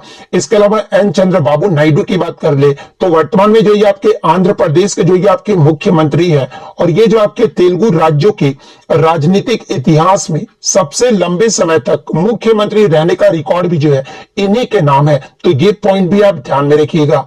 नेक्स्ट क्वेश्चन आपका आ रहा था कि भारत और मलेशिया के बीच हाल ही में कौन सा संयुक्त सैन्य अभ्यास हुआ है। तो देखिए भारत और मलेशिया के बीच हाल ही में जो है ये आपका हरिमऊ शक्ति सैन्य अभ्यास का आयोजन जो वो किया गया है। तो हरिमऊ शक्ति सैन्य अभ्यास आपका करेक्ट आंसर होगा। नेक्स्ट क्वेश्चन आपका यहाँ पर आया था कि भारत और मलेशिया के बीच हाल ही में हरिमऊ शक्ति नाम का जो संयुक्त सैन्य अभ्यास है ना, ये कहां पर आयोजित किया गया था। तो देखिए मैं आपको बता दूं कि भारत और मलेशिया के बीच हाल ही में जो आपका हरिमऊ शक्ति नाम का जो संयुक्त सैन्य अभ्यास है ना, ये आपका 2 दिसंबर से 15 दिसंबर 2024 तक जो है ये आपके मलेशिया के कुआलालंपुर के बेटोंग कैंप में जो ये आपका आयोजित किया गया था। तो ये वाला ऑप्शन आपका यहाँ पे करेक्ट आंसर होगा। नेक्स्ट क्वेश्चन आपका यहाँ था कि the Rajya Sabha ethics committee was established on यानी राज्यसभा की आचार समिति की जो स्थापना है ना, ये कब किया गया था। तो देखिए राज्यसभा के आचार समिति की जो स्थापना है ना, ये आपके 4 मार्च 1997 को जो वो किया गया था। और किसके द्वारा किया गया था, तो ये आपके राज्यसभा के तत्कालीन सभापति के.आर. नारायण के द्वारा जो इसकी स्थापना जो वो किया गया था। तो 4 मार्च 1997 आपका करेक्ट आंसर होगा। इसके अलावा बात कर ले राज्यसभा की आचार समिति का कार्य क्या होता है। तो देखिए इस समिति का जो कार्य होता है ना, ये सदस्यों के नैतिक और आचारिक आचरण की निगरानी करना और साथ ही साथ नैतिक और अन्य कदाचार के मामलों की भी जो है वो जांच करना है। और ये जो आपका समिति है ना, इसमें सभापति सहित कुल कितने सदस्य होते हैं। तो देखिए इसमें सभापति सहित जो है कुल आपके 10 सदस्य होते हैं। और इन सदस्यों की जो नियुक्ति है ना, ये सदन के सबसे बड़े दल से होती है। और इस समिति के अध्यक्ष की जो नियुक्ति है ना, ये राज्यसभा के सभी सभापति के द्वारा जो वो किया जाता है। तो ये फैक्ट भी आप ध्यान में रखिएगा। नेक्स्ट क्वेश्चन आपका बता था कि सत्येंद्र नाथ बोस जो है ये आपके किससे संबंधित है। तो देखिए सत्येंद्र नाथ बोस की बात कर ले तो ये जो आपके भारतीय भौतिक विज्ञानी और गणितज्ञ थे। और इसके अलावा अगर बात कर ले तो देखिए सत्येंद्र नाथ बोस जो है ये आपके क्वांटम सांख्यिकी और संघानिक पदार्थ भौतिकी जो ये अग्रदूत भी जो ये माने जाते हैं। और इनके द्वारा ही जो है ये आपके बोस आइंस्टीन सांख्यिकी और बोस आइंस्टीन कंडेंसेट के सिद्धांत को विकसित करने के लिए भी जो है इन्हें जो वो जाना जाता है। इसके अलावा ये जो आपके सत्येंद्र नाथ बोस थे ये आपके अल्बर्ट आइंस्टीन के साथ भी जो वो कार्य किए थे। और इन्होंने जो है मेघनाथ साहा के साथ मिलकर जो है भारत में आधुनिक सैद्धांतिक भौतिकी की स्थापना भी जो वो किए थे। और इनके अगर पुरस्कार की बात कर ले तो देखिए सत्येंद्र नाथ बोस को 1954 में जो है पद्म विभूषण से जो वो सम्मानित किया गया था। इसके अलावा 1958 में जो है इन्हें रॉयल सोसाइटी का फेलो भी जो वो चुना गया था। और इन्होंने जो है भारतीय विज्ञान कांग्रेस का जो है महासचिव भी जो वो नियुक्त किया गया था। और राज्यसभा के लिए इन्हें भी जो वो नामांकित जो वो किया गया था। इसके अलावा सत्येंद्र नाथ बोस को जो है ये आपका गॉड पार्टिकल का जनक भी जो वो कहा जाता है। और 2012 में गॉड पार्टिकल की खोज के बाद वैज्ञानिकों ने इस बोस के नाम पर ही जो है हिग्स बोसन कण का नाम भी जो वो दिया था। तो ये फैक्ट भी आपको ध्यान में रखना है। नेक्स्ट क्वेश्चन आपका यहाँ पर आता है कि तुल्लु वंश के निम्नलिखित राजाओं में से किसने यवन राज्य स्थापनाचार्य की उपाधि जो है वो धारण की थी। तो देखिए मैं आपको बता दूं कि कृष्णदेव राय जो कि आपके तुल्लु वंश के एक प्रमुख राजा थे। और इनका जो शासन काल है ना ये 1509 से लेकर जो है 1529 तक जो है इन्होंने जो है विजयनगर साम्राज्य पर जो वो शासन किया था। और ये जो आपके कृष्णदेव राय ही थे ना इन्होंने ही जो है आपके यवन राज्य स्थापनाचार्य की उपाधि जो वो धारण की थी। तो कृष्णदेव राय आपका यहाँ पे करेक्ट आंसर होगा। इसके अलावा मैं आपको बता दूं कि कृष्णदेव राय के द्वारा ही जो है एक आपका संस्कृत नाटक जामवंती कल्याणम जो वो लिखा गया था। और इनके द्वारा ही जो है यानी कृष्णदेव राय के द्वारा ही जो है ये आपका विठल स्वामी मंदिर, हजारा राम मंदिर और विजय महल का जो निर्माण है ना वो करवाया गया था। इसके अलावा कृष्णदेव राय को ही जो है ये आपका आंध्र भोज या फिर आंध्र पितामह के नाम से भी जो इन्हें जाना जाता है। और इसके अलावा एग्जाम में यहां से एक प्रश्न पूछा जाता है कि कृष्णदेव राय के शासनकाल में कौन से पुर्तगाली जो ये भारत आए थे। तो देखिए मैं आपको बता दूं कि दुआर्ते बारबोसा और डोमिंगे पेश पुर्तगाली यात्री थे। और इन्होंने ही जो है आपके कृष्णदेव राय के शासनकाल में जो है ये विजयनगर का दौरा भी जो वो किया था। तो ये सारे फैक्ट जो आपको ध्यान में रखना है। नेक्स्ट क्वेश्चन आपका यहाँ पर आया था कि निम्नलिखित में से कौन सी नदियां जो है सुंदरबन डेल्टा जो वो बनाती है। तो देखिए गंगा और ब्रह्मपुत्र नदियां जो है ये आपका सुंदरबन डेल्टा जो वो बनाती है। तो गंगा और ब्रह्मपुत्र आपका करेक्ट आंसर होगा। इसके अलावा सुंदरबन डेल्टा ये जो आपका किस राज्य में स्थित है। तो ये आपका वेस्ट बंगाल राज्य में स्थित है। और इसमें आपके कौन से जीव जंतु पाए जाते हैं। तो देखिए सुंदरबन में जो है ये आपका रॉयल बंगाल टाइगर जो वो पाए जाते हैं। इसके अलावा सुंदरबन डेल्टा में जो है आपके दो प्रजातियां भी जो वो पाई जाती है। और वो दो प्रजातियां कौन कौन सी है। तो पहला आपका इरादवी डॉल्फिन, सेकेंड आपका गंगा नदी डॉल्फिन। ये दो प्रजातियां जो है ये आपके सुंदरबन डेल्टा में जो वो पाए जाते हैं। नेक्स्ट क्वेश्चन आपका मैच द फॉलोइंग से आया था जहां पर आपका 4 बंदरगाह का जो नाम है वो दे दिया गया था एक तरफ, और एक तरफ उनके स्टेट यानी राज्यों का नाम जो वो दे दिया गया था। और उससे जो आपको मिलान जो है वो करना था। तो देखिए मैं आपको बता दूं कि भारत में जो है वर्तमान में 13 प्रमुख बंदरगाह है। और वो 13 प्रमुख बंदरगाह कौन कौन से हैं। तो देखिए पहला आपका चेन्नई पोर्ट जो कि आपका तमिलनाडु में स्थित है। तो अगर चेन्नई पोर्ट का पूछा गया होगा तो तमिलनाडु जो आपका सही मैचिंग होगा। कोची बंदरगाह में आपका सही मैचिंग जो होगा वो आपका केरल होगा, क्योंकि कोची बंदर का जो ये आपका केरल राज्य में स्थित है। एनोर पोर्ट जो ये आपका तमिलनाडु में स्थित है। कोलकाता पोर्ट जो ये आपका पश्चिम बंगाल में स्थित है। और ये जो आपका कोलकाता पोर्ट है ना ये भारत का सबसे पुराना जो है वो बंदरगाह भी है। फिफ्थ अगर बात कर ले कांडला पोर्ट तो ये आपका गुजरात राज्य में स्थित है। सिक्स्थ अगर बात कर ले तो ये आपका मैंगलोर जो पोर्ट है ना ये आपका कर्नाटक में स्थित है। मुंबई पोर्ट की बात कर ले तो ये आपका महाराष्ट्र में स्थित है। जवाहरलाल नेहरू पोर्ट की बात कर ले तो ये आपका महाराष्ट्र में स्थित है। और ये जो आपका जवाहरलाल नेहरू पोर्ट है ना ये भारत का सबसे बड़ा बंदरगाह भी है। इसके अलावा अगर 9वें बंदरगाह की बात कर ले तो ये आपका पारादीप पोर्ट है। और पारादीप पोर्ट जो ये आपका उड़ीसा राज्य में स्थित है। टुटिकोरिन बंदरगाह जो है ये आपका तमिलनाडु राज्य में स्थित है। विशाखापट्टनम बंदरगाह की बात कर ले तो ये आपका आंध्र प्रदेश राज्य में स्थित है। इसके अलावा अगर पोर्ट ब्लेयर पोर्ट की बात कर ले तो ये आपका अंडमान और निकोबार द्वीप समूह में स्थित है। मरमगांव पोर्ट की बात कर ले तो ये आपका गोवा राज्य में स्थित है। तो इस प्रकार से जिन्होंने भी मैचिंग किया होगा उनका यहाँ पे करेक्ट आंसर होगा। नेक्स्ट क्वेश्चन आपका रहा था कि दक्कन के पठार की सबसे ऊंची चोटी जो है ये कौन सी है। तो देखिए दक्कन के पठार की जो सबसे ऊंची चोटी है ना ये आपका अनाई मुड़ी है, और ये जो आपका अनाई मुड़ी है ये आपका केरल राज्य में स्थित है, और इसकी जो ऊंचाई है ना ये आपका 8,842 फुट है। इसके अलावा अनाई मुड़ी को जो है ये आपका दक्षिण भारत का एवरेस्ट भी जो वो कहा जाता है। और अनाई मुड़ी जो ये नाम है ना ये एक आपका मलयालम नाम है, और इसका जो अर्थ होता है ना वो आपका हाथी का माथा होता है। तो अनाई मुड़ी आपका यहाँ पे करेक्ट आंसर होगा। नेक्स्ट क्वेश्चन आपका रहा था कि 2024 की पेरिस ओलंपिक में जो है भारत की तरफ से किसने 2 मेडल जो वो जीते हैं। तो देखिए 2024 के पेरिस ओलंपिक में भारत की तरफ से जो 2 मेडल है ना ये मनु भाकर के द्वारा जो वो जीता गया है, और मनु भाकर ने जो है पेरिस ओलंपिक में भारत की तरफ से जो है ये 2 ब्रॉन्ज मेडल यानी 2 कांस्य पदक जो वो जीती है।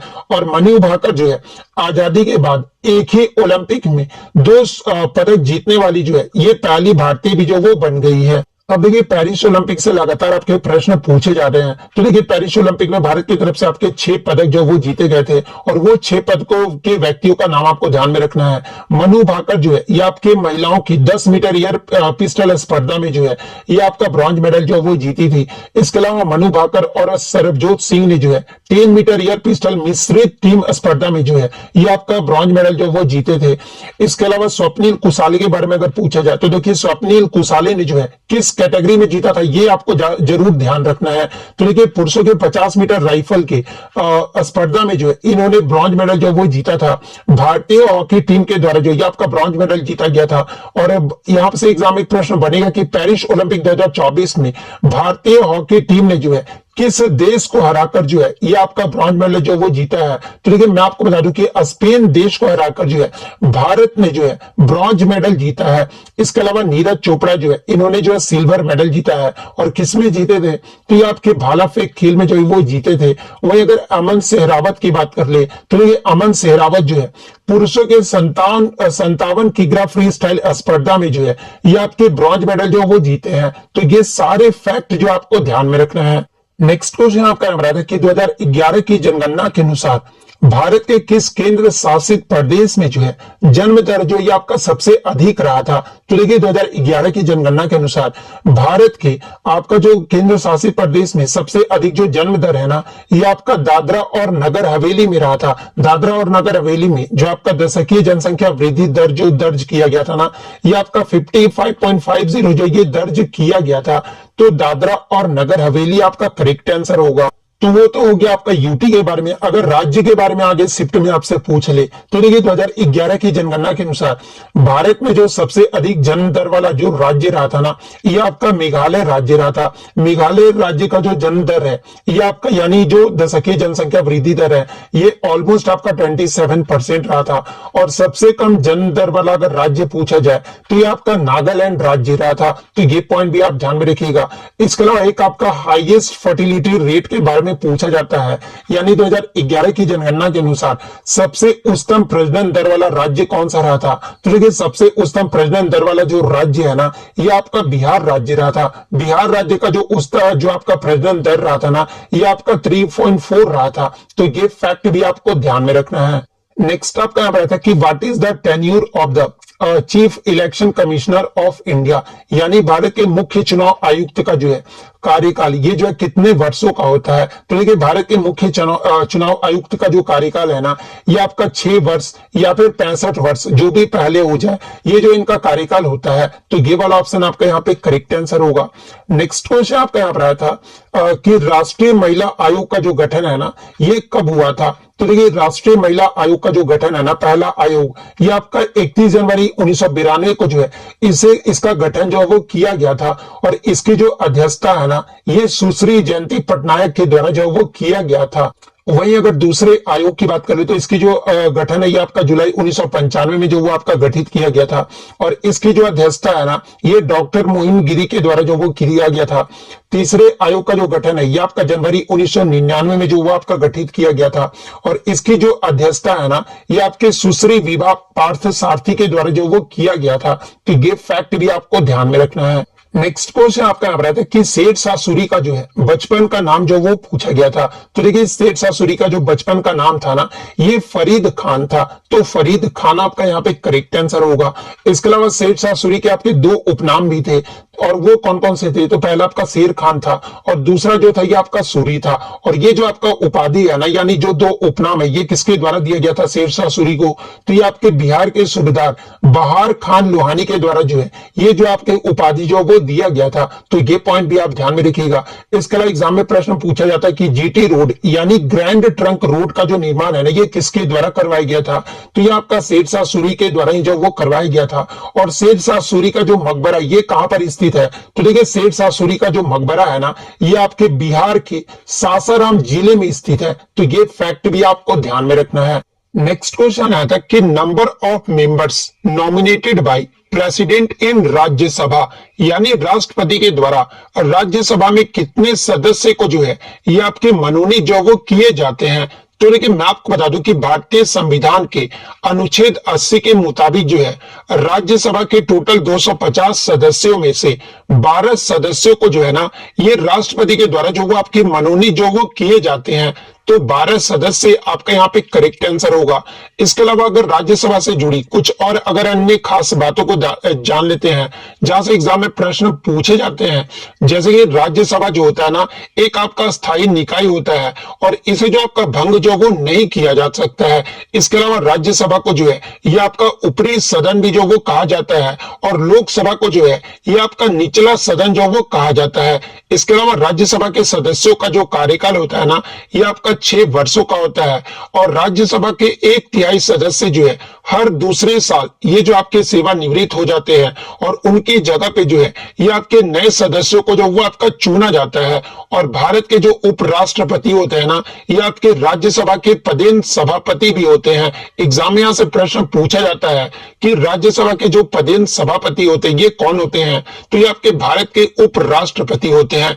तो ये सारे फैक्ट जो आपको ध्यान में रखना है। नेक्स्ट क्वेश्चन आपका रहता है कि विच acid present in a human body यानी मानव शरीर में कौन सा अम्ल जो वो पाया जाता है। तो देखिए मानव शरीर में जो है कई सारे अम्ल जो ये आपके पाए जाते हैं और वो अम्ल कौन कौन से हैं। तो देखिए पहला आपका हाइड्रोक्लोरिक एसिड पाया जाता है, एमिनो एसिड पाया जाता है, इसके अलावा फैटी एसिड भी पाया जाता है, एनहाइड्रस कार्बोनिक एसिड भी पाया जाता है, लैक्टिक एसिड भी जो वो पाया जाता है, डीऑक्सी राइबोन्यूक्लिक एसिड भी पाया जाता है, इसके अलावा राइबोन्यूक्लिक एसिड भी जो वो आपका पाया जाता है। तो ऑप्शन में आपका शायद डीऑक्सी राइबोन्यूक्लिक एसिड या फिर राइबोन्यूक्लिक एसिड दिया गया था। तो इन दोनों में से जो भी ऑप्शन में दिया गया होगा वो आपका यहाँ पे करेक्ट आंसर होगा। नेक्स्ट क्वेश्चन आपका यहाँ पर है कि विच of the following gives the correct descending order by length of the reverse of India यानी निम्नलिखित में से कौन सा भारत की नदियों की लंबाई के अनुसार जो है ये आपका सही अवरोही क्रम में जो वो आपका सजाया गया है। तो देखिए अगर डिसेंडिंग ऑर्डर की बात कर ले तो डिसेंडिंग ऑर्डर का जो मतलब होता है ना जो आपका लेंथ में सबसे बड़ा है यानी सबसे बड़ा जो होगा वो आपका पहले स्थान पे आएगा, उसके बाद आपका उससे छोटा आएगा, उसके बाद उससे आपका छोटा आएगा। तो इस प्रकार से जो है आपको डिसेंडिंग ऑर्डर में जो वो आपको जो वो सजाना था। और ऑप्शन में जो आपका सबसे पहले गंगा नदी दिया गया था। तो देखिए गंगा नदी की बात कर ले तो ये जो आपका भारत का सबसे लंबी नदी है और इसकी जो लंबाई है ना ये लगभग आपका 2525 किलोमीटर है। इसके अलावा गोदावरी नदी भी आपके ऑप्शन में दिया गया था। तो देखिए गोदावरी नदी की जो लंबाई है ना ये आपका 1465 किलोमीटर है। कृष्णा नदी भी आपका दिया गया था। तो देखिए कृष्णा नदी की जो लंबाई है ना ये ऑलमोस्ट आपका 1400 किलोमीटर है। इसके अलावा यमुना नदी की जो आपका लंबाई है ना ये आपका 1376 किलोमीटर है। इसके अलावा अगर ब्रह्मपुत्र नदी की बात कर ले तो देखिए ब्रह्मपुत्र नदी की जो लंबाई है ये आपका 2900 किलोमीटर किलोमीटर है। लेकिन अगर सिर्फ इंडिया में बात कर ले तो देखिए जैसा कि आपको पता है कि ब्रह्मपुत्र नदी जो है कई देशों में बहता है, जैसे कि बांग्लादेश, ये सब में जो आपका ब्रह्मपुत्र नदी बहता है। लेकिन अगर सिर्फ इंडिया की बात कर ले तो देखिए इंडिया में यानी भारत में जो ब्रह्मपुत्र नदी की जो लंबाई है ना, ये मात्र आपका 916 किलोमीटर है। तो इस अकॉर्डिंग अगर डिसेंडिंग ऑर्डर में देखे तो पहले स्थान पे जो आपका गंगा आ जाएगा, उसके बाद आपका गोदावरी नदी आ जाएगा, तीसरे स्थान पे आपका कृष्णा नदी आ जाएगा, चौथे स्थान पे जो ये आपका यमुना नदी आ जाएगा और पांचवें स्थान पे आपका ब्रह्मपुत्र नदी आ जाएगा। तो इन क्रम से जिन्होंने भी सजाया होगा उनका यहाँ पे करेक्ट आंसर होगा। नेक्स्ट क्वेश्चन आपका यहाँ पर आया था कि रेवंत रेड्डी वर्तमान में जो है ये किस राज्य के मुख्यमंत्री हैं। तो देखिए अगर रेवंत रेड्डी की बात कर ले तो ये जो आपके दिसंबर 2023 में जो है ये तेलंगाना राज्य के जो वो मुख्यमंत्री बने हैं। तो तेलंगाना आपका यहाँ पे करेक्ट आंसर होगा। नेक्स्ट क्वेश्चन आपका यहाँ पर कि who is the chief adviser of to the governor, यानी राज्यपाल का जो मुख्य सलाहकार है ना, ये कौन होते हैं। तो देखिए राज्यपाल के जो मुख्य सलाहकार है ना वो उस राज्य के मुख्यमंत्री होते हैं। तो मुख्यमंत्री आपका करेक्ट आंसर होगा। नेक्स्ट क्वेश्चन आपका यहाँ था कि मानव शरीर में 20 अमीनो एसिड होते हैं, जिनमें से कितने अमीनो एसिड होते हैं ना ये शरीर में नहीं बनते हैं। तो देखिए मानव शरीर में आपके 20 अमीनो एसिड होते हैं और जो आपके 9 अमीनो एसिड होते हैं ना ये आपके शरीर में नहीं बनते हैं, यानी इन्हें भोजन से जो वो आपका लेना होता है। तो 9 अमीनो एसिड आपका यहाँ पे करेक्ट आंसर होगा। और देखिए ये जो आपके 9 अमीनो एसिड होते हैं ना, इन अमीनो एसिड को जो है ये आपका अपरिहार्य या फिर आवश्यक अमीनो एसिड भी जो वो कहा जाता है। तो ये पॉइंट भी आप ध्यान में रखिएगा। नेक्स्ट क्वेश्चन आपका यहाँ पर था कि the first Tejas twin seater aircraft was handed over to the IAF on, यानी पहला जो तेजस 2 सीटों वाला विमान जो है ये वायुसेना को जो है ये कब जो वो सौंपा गया था। तो देखिए मैं आपको बता दूं कि भारतीय वायुसेना ने पहली बार जो है 2019 में परिचालन तेजस विमान को जो वो स्वीकार किया था। लेकिन पहला जो आपका तेजस ट्विन सीटर विमान है ना ये आपका 4 अक्टूबर 2023 को जो है ये आपका भारतीय वायुसेना को जो वो आपका सौंपा गया था। तो 4 अक्टूबर 2023 आपका यहाँ पे करेक्ट आंसर होगा। इसके अलावा अगर तेजस की बात कर ले तो देखिए तेजस ने जो पहली बार अपनी जो उड़ान है ना ये किस वर्ष में भरी थी। तो देखिए तेजस ने पहली बार जो है 2001 में जो है ये आपका उड़ान जो वो भरा था और इंडियन एयरफोर्स के द्वारा, यानी तेजस को 2015 में जो है इंडियन एयरफोर्स में जो वो आपका शामिल किया गया था। और तेजस का जो पहला ऑपरेशनल जो आपका स्क्वाड्रन है ना ये आपका 2016 में जो वो बनाया गया था। तो इनमें से भी अगर आपसे प्रश्न पूछा गया होगा तो ये भी मैं आपको एक्स्ट्रा फैक्ट में जो वो बता दिया हूं। नेक्स्ट क्वेश्चन आपका आ रहा था कि भारतीय राष्ट्रीय कांग्रेस की पहली भारतीय महिला अध्यक्ष कौन थी। तो देखिए भारतीय राष्ट्रीय कांग्रेस की जो पहली भारतीय महिला अध्यक्ष थी ना ये सरोजनी नायडू थी। और सरोजनी नायडू ने जो है किस वर्ष में कांग्रेस की अध्यक्षता की थी। तो ये आपके 1925 के कानपुर अधिवेशन की अध्यक्षता जो इनके द्वारा जो वो किया गया था। तो सरोजनी नायडू आपका करेक्ट आंसर होगा। जब क्वेश्चन आपका सिर्फ ये रहे कि भारतीय राष्ट्रीय कांग्रेस की पहली महिला अध्यक्ष कौन थी, जब आपका भारतीय ना रहे तो फिर आपका एनी बेसेंट जो वो करेक्ट आंसर होगा। एनी बेसेंट ने जो है 1917 में कलकत्ता अधिवेशन में जो है भारतीय राष्ट्रीय कांग्रेस की अध्यक्ष बनने वाली जो है ये पहली महिला जो वो बनी थी। तो ये पॉइंट भी आप ध्यान में रखिएगा। इसके अलावा बात कर ले आपका जो है आईएनसी यानी भारतीय राष्ट्रीय कांग्रेस की स्थापना ये जो है किस वर्ष में किया गया था। तो ये आपका 1885 में किया गया था। और कहां पर किया गया था। तो ये आपका बॉम्बे में जो वो किया गया था। और इस सत्र के पहले अध्यक्ष जो है ये किसे बनाया गया था। तो देखिए 1885 सत्र के जो पहले अध्यक्ष है ना ये आपके डब्ल्यू.सी. बनर्जी को जो वो आपका बनाया गया था। और आईएनसी की जो स्थापना ये किसके द्वारा किया गया था। तो ये आपका 1885 में ए.ओ. ह्यूम के द्वारा जो है इसकी स्थापना जो वो किया गया था। और पहले जो आपका जो सत्र हुआ था इसमें कितने प्रतिनिधियों ने जो वो भाग लिया था। तो इसमें आपके टोटल 72 प्रतिनिधियों ने जो वो भाग लिया था। तो ये पॉइंट भी आप ध्यान में रखिएगा। इसके अलावा अगर पूछा जाए कि भारतीय राष्ट्रीय कांग्रेस के पहले मुस्लिम राष्ट्रपति जो ये कौन बने थे। तो देखिए पहले जो मुस्लिम राष्ट्रपति है ना ये बदरुद्दीन तैयबजी बने थे। और ये किस सत्र में बने थे। तो ये आपके मद्रास में कांग्रेस के 1887 के सत्र में बने थे। तो ये पॉइंट भी आप ध्यान में रखिएगा। इसके अलावा बात कर ले भारतीय राष्ट्रीय कांग्रेस के पहले ब्रिटिश जो आपके अध्यक्ष है ना, ये कौन बने थे? तो देखिए पहले जो ब्रिटिश अध्यक्ष है ना, ये आपके 1888 में इलाहाबाद अधिवेशन में जो है ये आपके जॉर्ज यूल बने थे। तो ये सारे फैक्ट जो आपको ध्यान में रखना है। नेक्स्ट क्वेश्चन आपका आ रहा था कि 1568 में सम्राट अकबर के द्वारा चित्तौड़गढ़ पर विजय प्राप्त करने के बाद जो है चित्तौड़गढ़ किले के प्रभारी जो है ये किसे नियुक्त किया गया था? तो जैसा कि आपको पता है कि 1567-68 में जो है अकबर के द्वारा जो है ये आपका चित्तौड़गढ़ के किले पर जो है ये आपका युद्ध जो वो लड़ा गया था चित्तौड़गढ़ का किले के लिए, और इस पर जो विजय है ना ये आपका 1568 में जो है ये आपका इस पर विजय जो वो प्राप्त किया गया था। और इस विजय के बाद चित्तौड़गढ़ किले के प्रभारी जो है ये आपका आसफ खान को जो वो नियुक्त किया गया था। तो आसफ खान आपका यहाँ पे करेक्ट आंसर होगा। नेक्स्ट क्वेश्चन आपका यहाँ पर आया था कि significance of vimanam and gopuram is written by, यानी विमानम और गोपुरम का महत्व ये जो नामक पुस्तक है ना ये किसके द्वारा जो वो लिखी गई है? तो देखिए विमानम और गोपुरम का महत्व नामक जो पुस्तक है ना ये आपके डॉक्टर वी गणपति अस्थापति के द्वारा जो वो लिखा गया है। तो डॉक्टर वी गणपति अस्थापति आपका करेक्ट आंसर होगा। नेक्स्ट क्वेश्चन आपका यहाँ रहा था कि मैक्सवेल रूल इन साइंस, यानी साइंस में जो आपका मैक्सवेल रूल से प्रश्न जो वो पूछा गया था। तो देखिए मैक्सवेल रूल को ही जो है ये आपका Maxwell right hand screw rule या फिर इसे जो है द कॉर्क स्क्रू रूल के नाम से भी जो वो जाना जाता है।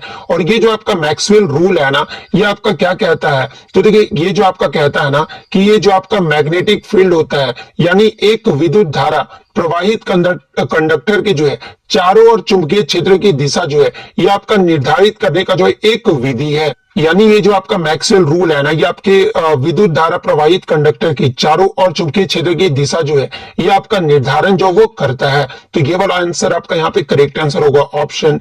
नेक्स्ट क्वेश्चन आपका यहाँ पर आया था कि what was added to the constitution by the 42nd amendment. तो देखिए 42वें संविधान संशोधन द्वारा आपके संविधान में जो है क्या जोड़ा गया था? तो देखिए मैं आपको बता दूं कि 42वें संविधान संशोधन द्वारा जो है हमारे संविधान में आपके 10 मौलिक कर्तव्यों को जो वो आपका जोड़ा गया था। तो फंडामेंटल ड्यूटीज आपका यहाँ पे करेक्ट आंसर होगा। इसके अलावा 42वें संविधान संशोधन को ही जो है ये आपका लघु संविधान भी जो वो कहा जाता है। और ये जो आपका किस वर्ष में हुआ था? तो ये आपका वर्ष 1976 में हुआ था। और देखिए 42वें संविधान संशोधन के द्वारा ही जो है हमारे प्रस्तावना में 3 शब्द भी जो वो जोड़े गए थे। तो ये भी आपको पॉइंट जो वो ध्यान में रखना है। और एग्जाम में अगर प्रश्न पूछा जाए कि 11वां मौलिक कर्तव्य को जो ये कब जोड़ा गया था? तो ये आपका 86वें संविधान संशोधन 2002 के माध्यम से जो है 11वें मौलिक कर्तव्य को जो वो जोड़ा गया था। तो ये पॉइंट भी आप ध्यान में रखिएगा। नेक्स्ट क्वेश्चन आपका यहाँ रहा था कि the Delhi Sultanate was related to which of the following, यानी दिल्ली सल्तनत जो है निम्नलिखित में से किससे संबंधित है? तो देखिए दिल्ली सल्तनत की बात कर ले तो ये जो आपके तर्किश मुस्लिम से जो वो संबंधित है। तो तर्किश मुस्लिम आपका यहाँ पे करेक्ट आंसर होगा। और दिल्ली सल्तनत की जो स्थापना ये किसके द्वारा किया गया था? तो ये आपके कुतुबुद्दीन ऐबक के द्वारा जो वो किया गया था। और इसके जो कुतुबुद्दीन ऐबक थे ना ये आपके स्लेव डायनेस्टी के जो है पहले सुल्तान भी थे। तो ये पॉइंट भी आप ध्यान में रखिएगा। नेक्स्ट क्वेश्चन आपका यहाँ पर आया था कि which article of the constitution of India relate to the president rule in the administration of union territories, यानी भारतीय संविधान का कौन सा अनुच्छेद जो है राष्ट्रपति के संघ शासित प्रदेशों के प्रशासन में जो है ये आपका भूमिका से संबंधित है? तो देखिए अनुच्छेद 239 और 240 जो है ये आपके राष्ट्रपति के संघ शासित प्रदेशों के प्रशासन में भूमिका से संबंधित है। तो ऑप्शन में आपका अनुच्छेद 240 दिया गया था। तो अनुच्छेद 240 आपका करेक्ट आंसर होगा। नेक्स्ट क्वेश्चन आपका यहाँ पर आया था कि Vande Bharat train is manufactured at which place, यहाँ पे प्लेस नहीं यहाँ पे कंट्री पूछा गया था। यानी वंदे भारत ट्रेन जो है ये किस देश के द्वारा जो वो निर्मित किया गया है? तो देखिए वंदे भारत ट्रेन की बात कर ले तो इसे जो आपका भारत देश के द्वारा जो वो निर्मित किया गया है। और भारत में जो ये कहां पर निर्मित किया जाता है? तो ये आपका इंटीग्रल कोच फैक्ट्री चेन्नई में इसका निर्माण जो वो किया जाता है। तो भारत ऑप्शन में दिया गया था। तो भारत आपका यहाँ पे करेक्ट आंसर होगा। नेक्स्ट आपका यहाँ पर आता है कि who is the chairman of NITI Aayog, यानी नीति आयोग के जो है जो अध्यक्ष होते हैं ना, ये कौन होते हैं? तो देखिए नीति आयोग के जो अध्यक्ष होते हैं ना, ये भारत के प्रधानमंत्री होते हैं। तो प्राइम मिनिस्टर ऑफ इंडिया आपका यहाँ पे करेक्ट आंसर होगा। इसके अलावा बात कर ले नीति आयोग को जो है आपका किसके स्थान पे लाया गया था? तो इसे जो आपका प्लानिंग कमीशन यानी योजना आयोग के स्थान पर जो वो लाया गया था। और एग्जाम में यहाँ से प्रश्न पूछा जाता है कि प्लानिंग कमीशन यानी योजना आयोग को जो है ये कब समाप्त कर दिया गया था? तो देखिए योजना आयोग को जो है ये आपका 13 अगस्त 2014 को जो है इसे समाप्त कर दिया गया था। और इसके स्थान पे जो है नीति आयोग की जो स्थापना है ना, ये आपका 1 जनवरी 2015 को जो है नीति आयोग की स्थापना जो वो किया गया था। तो ये फैक्ट भी आप ध्यान में रखिएगा। और वर्तमान में नीति आयोग की अगर आपसे पूछा जाए कि आपके वाइस चेयरमैन यानी उपाध्यक्ष कौन है, तो देखिए वर्तमान में जो आपके नीति आयोग के जो उपाध्यक्ष है ना, ये आपके सुमन के बेरी हैं। और वर्तमान में अगर सीईओ के बारे में पूछा जाए यानी चीफ एग्जीक्यूटिव ऑफिसर कौन है वर्तमान में, तो ये आपके नीति आयोग के बीवीआर सुब्रमण्यम है। तो ये पॉइंट भी आप ध्यान में रखिएगा। नेक्स्ट आपका यहाँ रहता है कि the Poona pact was signed on 24 सितंबर 1932 बाय हुम, यानी पूना पैक्ट 24 सितंबर 1932 को किसके द्वारा जो इस पर हस्ताक्षरित जो वो किया गया था? तो देखिए पूना पैक्ट जो हुआ था ना, ये आपके भीमराव अंबेडकर और महात्मा गांधी के मध्य जो है ये आपका 24 सितंबर 1932 को हुआ था। तो डॉक्टर भीमराव अंबेडकर और महात्मा गांधी आपका करेक्ट आंसर होगा। और ये जो आपका पूना पैक्ट है ये कहां पर हुआ था? तो ये आपका पुणे के जो है यरवदा सेंट्रल जेल में जो ये आपका हुआ था। तो ये पॉइंट भी आप ध्यान में रखिएगा। नेक्स्ट क्वेश्चन आपका यहाँ पर आता कि हु लॉन्च्ड द जन सुनवाई पोर्टल ऑन सितंबर 13 2024, यानी 13 सितंबर 2024 को जो है जन सुनवाई पोर्टल का जो शुभारंभ है ना, ये किसके द्वारा जो वो किया गया है? तो देखिए 13 सितंबर 2024 को जन सुनवाई पोर्टल का जो शुभारंभ है ना, ये आपके पीयूष गोयल के द्वारा जो वो किया गया था। तो पीयूष गोयल आपका करेक्ट आंसर होगा। नेक्स्ट क्वेश्चन आपका रहा था कि the Mopin dance is performed in which state, यानी मोपिन जो नृत्य है ना, ये किस राज्य में प्रस्तुत किया जाता है? तो देखिए ये जो आपका मोपिन नृत्य है ना, ये आपका अरुणाचल प्रदेश राज्य में जो इसे प्रस्तुत किया जाता है। तो अरुणाचल प्रदेश आपका करेक्ट आंसर होगा। और देखिए ये जो आपका मोपिन नृत्य है ना, ये आपका कब जो है वो इस नृत्य को किया जाता है अरुणाचल प्रदेश में? तो ये जो आपका एग्रीकल्चर हार्वेस्ट फेस्टिवल, यानी जब आपका कृषि जब कटाई होती है ना, उस दौरान जो है ये आपका त्योहार या फिर नृत्य जो वो किया जाता है। और किस समुदाय के द्वारा किया जाता है अगर ये पूछा जाए, तो ये जो आपका अरुणाचल प्रदेश के गालो समुदाय के द्वारा जो है इस नृत्य को जो वो किया जाता है।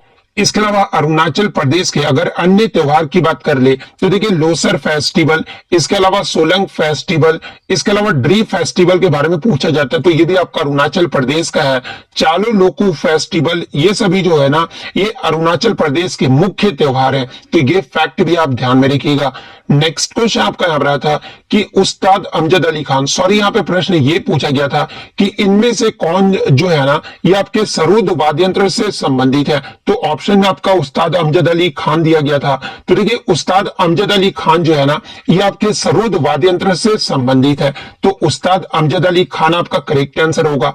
इसके अलावा अगर अन्य सरोद वाद्य यंत्र के वादक की बात कर ले, तो इसमें आपके अलाउद्दीन खान आ जाते हैं, इसके अलावा हाफिज अली खान आ जाते हैं, इसके अलावा राधिका मोहन मैत्रा भी आ जाती है, अली अकबर खान भी आ जाते हैं, ज्योतिन भट्टाचार्य भी आ जाते हैं, इसके अलावा बहादुर खान भी आ जाते हैं, बुद्धदेव दास गुप्ता ये भी आपके आ जाते हैं, और ध्यानेश खान ये भी जो आपके है ना, ये सरोद वाद्य यंत्र से संबंधित है। तो ये सारे फैक्ट जो आपको ध्यान में रखना है।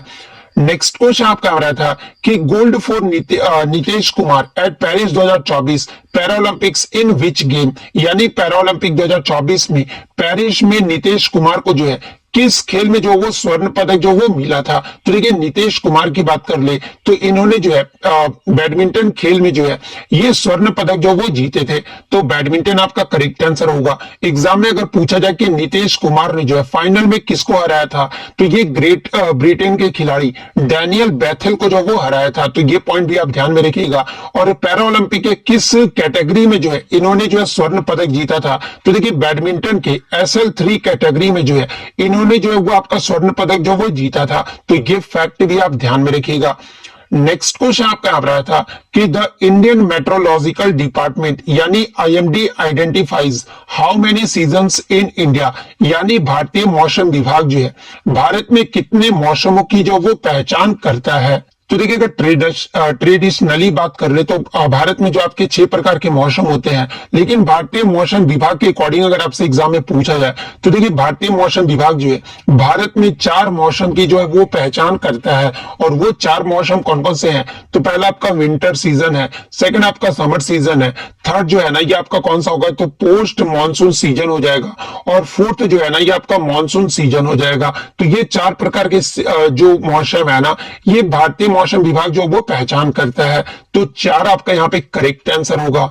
नेक्स्ट आपका यहाँ पर आएगा कि व्हेन डिड जॉर्ज पंचम and queen Mary come to India, यानी जॉर्ज पंचम और क्वीन मैरी जो है ये भारत कब जो आए थे। तो देखिए जॉर्ज पंचम और क्वीन मैरी जो है ये 1911 में जो है ये भारत आए थे। तो 1911 आपका करेक्ट आंसर होगा। नेक्स्ट क्वेश्चन आपका यहाँ पर आया था कि the stand up India scheme is intended for home, यानी स्टैंड अप इंडिया योजना जो है ना ये किसके लिए है। तो देखिए ये जो आपका स्टैंड अप इंडिया योजना है ना ये आपके SC ST उद्यमियों के लिए है। तो SC ST उद्यमी आपका यहाँ पे करेक्ट आंसर होगा। इसके अलावा अगर स्टैंड अप इंडिया योजना की बात कर ले तो देखिए ये जो आपका योजना है ना ये आपका भारत सरकार की एक योजना है, और इसका जो मकसद है ये अनुसूचित जाति और अनुसूचित जनजाति और महिला उद्यमियों को जो है बैंक लोन देकर उद्यमिता को जो वो बढ़ावा देना है। और देखिए इस योजना के तहत जो है कम से कम एक अनुसूचित जाति या फिर अनुसूचित जनजाति उधारकर्ता और एक महिला उधारकर्ता को जो है प्रति बैंक शाखा जो है ये 10 लाख से 1 करोड़ रुपए के बीच जो है इस योजना के तहत जो वो लोन जो आपका दिया जाता है। और देखिए इस योजना का जो मकसद है ना ये वंचित वर्ग के उद्यमियों को जो है राष्ट्र के आर्थिक विकास में जो वो शामिल करना है। इसके अलावा अगर पूछा जाए कि इस योजना की शुरुआत जो है ये किसके द्वारा जो है कब किया गया था, तो देखिए इस योजना की जो शुरुआत है ना ये आपका 5 अप्रैल 2016 को जो वो किया गया था। और इस योजना को जो है वर्ष 2025 तक जो है इसे जो वो बढ़ा दिया गया है। तो ये सारे फैक्ट जो आपको ध्यान में रखना है।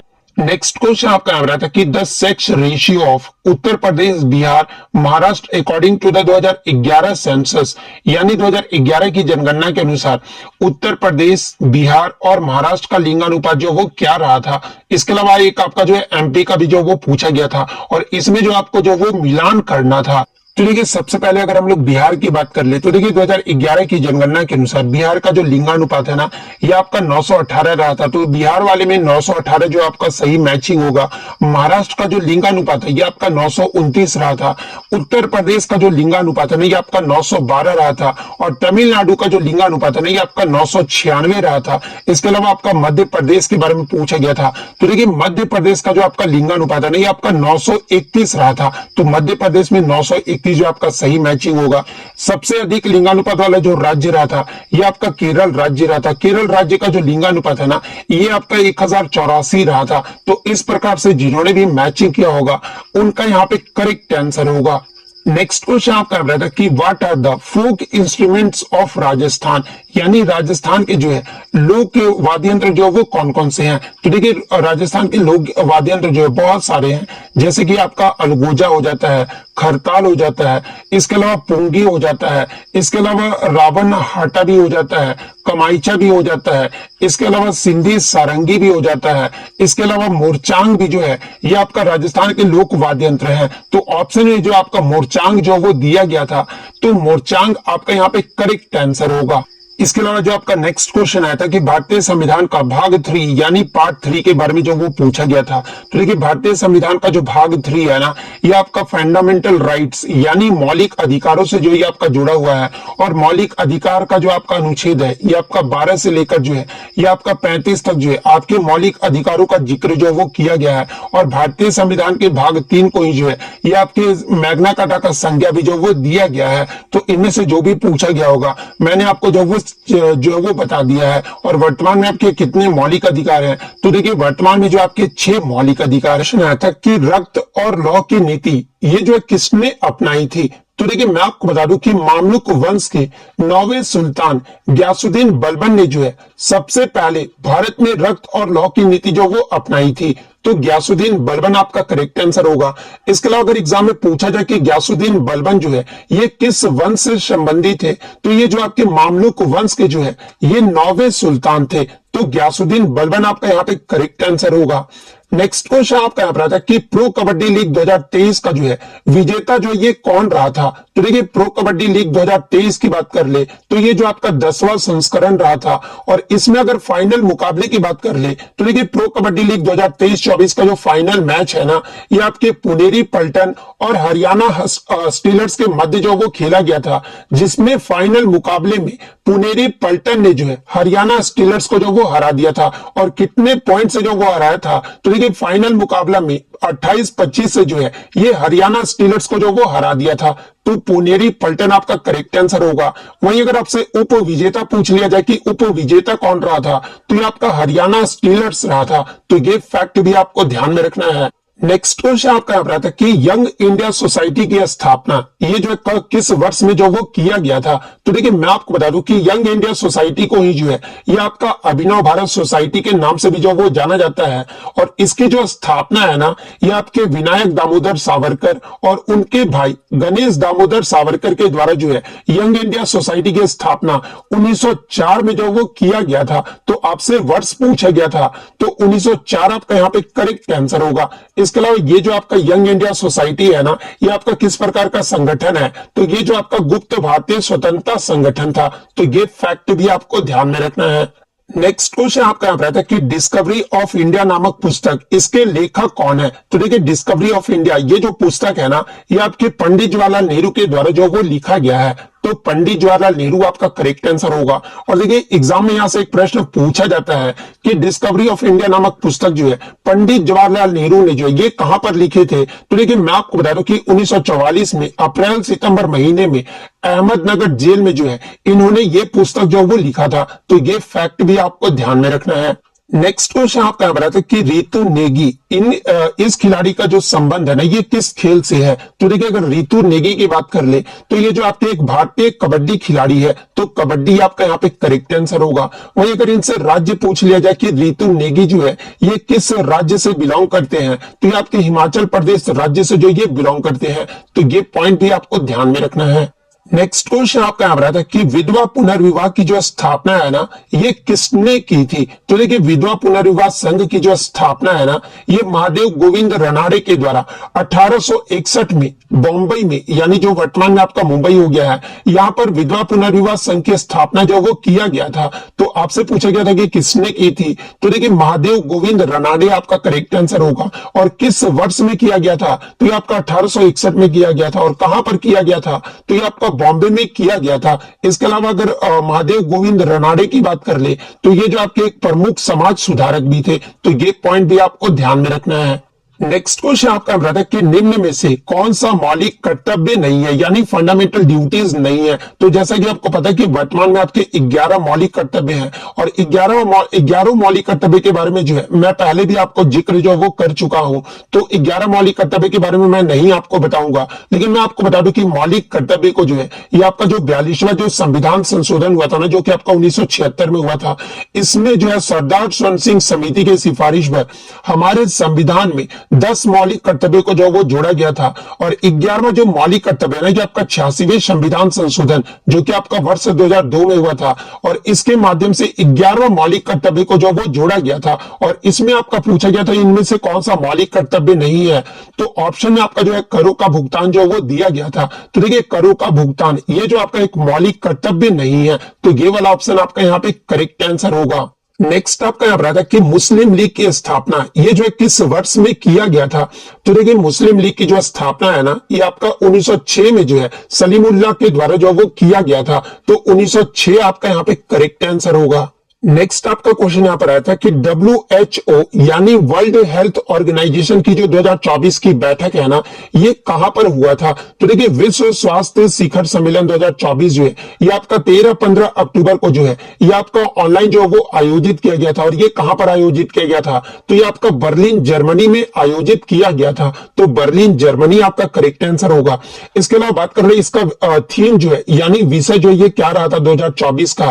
तो देखिए इसका जो विषय रहा था था ना, वो आपका स्वस्थ विषय के लिए जो है विश्वास का निर्माण करना, ये जो आपका थीम रहा था, तो ये फैक्ट भी आपको ध्यान में रखना है। नेक्स्ट क्वेश्चन आपका यहाँ पर आता है कि महाभारत को संस्कृत से तेलुगु में जो अनुवाद है ना, ये किसके द्वारा जो वो किया गया था? तो देखिए, महाभारत को संस्कृत से तेलुगु में जो अनुवाद है ना, ये नन्हे के द्वारा जो वो किया गया था। तो नन्हे आपका यहाँ पे करेक्ट आंसर होगा।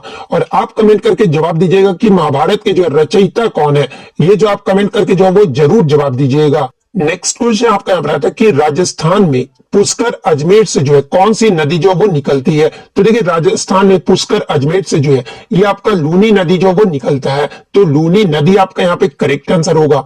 इसके अलावा लूनी नदी के अगर उद्गम स्थल की बात कर ले तो देखिए, अजमेर जिले में स्थित नाग पहाड़ियों से निकलने वाली ये जो आपका लूनी नदी है, और किस घाटी से ये आपका लूनी नदी निकलता है? तो देखिए, लूनी नदी जो है ना, ये आपका पुष्कर घाटी से जो वो निकलता है, और ये जो आपका थार रेगिस्तान का जो है सबसे बड़ा नदी भी है। तो ये फैक्ट भी आपको ध्यान में रखना है। नेक्स्ट क्वेश्चन आपका यहाँ पर आता है कि संपत्ति के अधिकार को किसके तहत जो वो हटाया गया था, यानी किस संविधान संशोधन के तहत जो है संपत्ति के अधिकार को मौलिक अधिकार की सूची से जो वो हटा दिया गया था? तो देखिए, मैं आपको बता दूं कि जो आपका 44वां जो संविधान संशोधन हुआ था ना, जो कि आपका 1978 में हुआ था, और इसके माध्यम से जो है संपत्ति के अधिकार को जो है ये आपका मौलिक अधिकारों की सूची से हटा दिया गया है। और वर्तमान में जो आपका संपत्ति का अधिकार है ना, ये आपका अनुच्छेद 301 के तहत जो है इसे कानूनी अधिकार जो वो बना दिया गया है। तो आपके ऑप्शन में जो है संशोधन के बारे में पूछा गया था, तो 44वां संविधान संशोधन 1978 आपका यहाँ पे करेक्ट आंसर होगा। और देखिए, जब आपसे क्वेश्चन में ये रहे कि मूल संविधान में जो है आपके मौलिक अधिकारों की संख्या कितनी थी, तो देखिए, मूल संविधान में मौलिक अधिकारों की जो संख्या थी ना, ये आपका 7 था। लेकिन वर्तमान में अगर पूछा जाए कि वर्तमान में मौलिक अधिकारों की संख्या कितनी थी, तो ये वर्तमान में आपका 6 मौलिक अधिकार है। और वो 6 मौलिक अधिकार जो है मैंने आपको जिक्र कर चुका है। और मौलिक अधिकार का जो वर्णन है ये आपका किस अनुच्छेद और किस भाग में किया गया है? तो देखिए, मौलिक अधिकार का जो वर्णन है ना, ये आपका अनुच्छेद 12 से लेकर जो है 35 तक जो इसका वर्णन किया गया है। और भाग 3 में जो है मौलिक अधिकार का वर्णन जो है वो किया गया है। इसके अलावा बात कर ले मौलिक अधिकार को जो है, यानी फंडामेंटल राइट्स को जो है ये आपका किस देश के संविधान से लिया गया है? तो इसे आपका यूएसए यानी यूनाइटेड स्टेट ऑफ अमेरिका के देश के संविधान से जो है इसे लिया गया है। तो ये फैक्ट भी आपको ध्यान में रखना है। नेक्स्ट क्वेश्चन आपका रहता है कि इनमें से कौन जो है जल में क्रिया करके जो है हाइड्रोक्साइड जो वो बनाता है? तो देखिए, हाइड्रोक्साइड जो है ना, ये आपका ठंडे पानी, इसके अलावा सोडियम, पोटेशियम, कैल्शियम, ये जो आपका जल्दी से प्रतिक्रिया कर जो है ये आपके हाइड्रोक्साइड जो वो बनाते हैं। तो इनमें से जो भी ऑप्शन में आपका दिया गया होगा वो आपका यहाँ पे करेक्ट आंसर होगा। एक आपका एक्ट से आया था कि दिनेश कुमार बनाम किस राज्य से आपका एक्ट जो वो संबंधित है? तो देखिए, ये जो आपका दिनेश कुमार और ये जो है हरियाणा राज्य बनाम दिनेश कुमार जो है ये आपका 2008 एक्ट से जो ये आपका संबंधित है। तो अगर राज्य पूछा गया था तो हरियाणा राज्य आपका यहाँ पे करेक्ट आंसर होगा। नेक्स्ट क्वेश्चन आपका यहाँ पर आता है कि यूपीएससी यानी संघ लोक सेवा आयोग की किसी भी सदस्य को हटाने या फिर निलंबित करने के बारे में जो जानकारी है ना, ये भारतीय संविधान के किस अनुच्छेद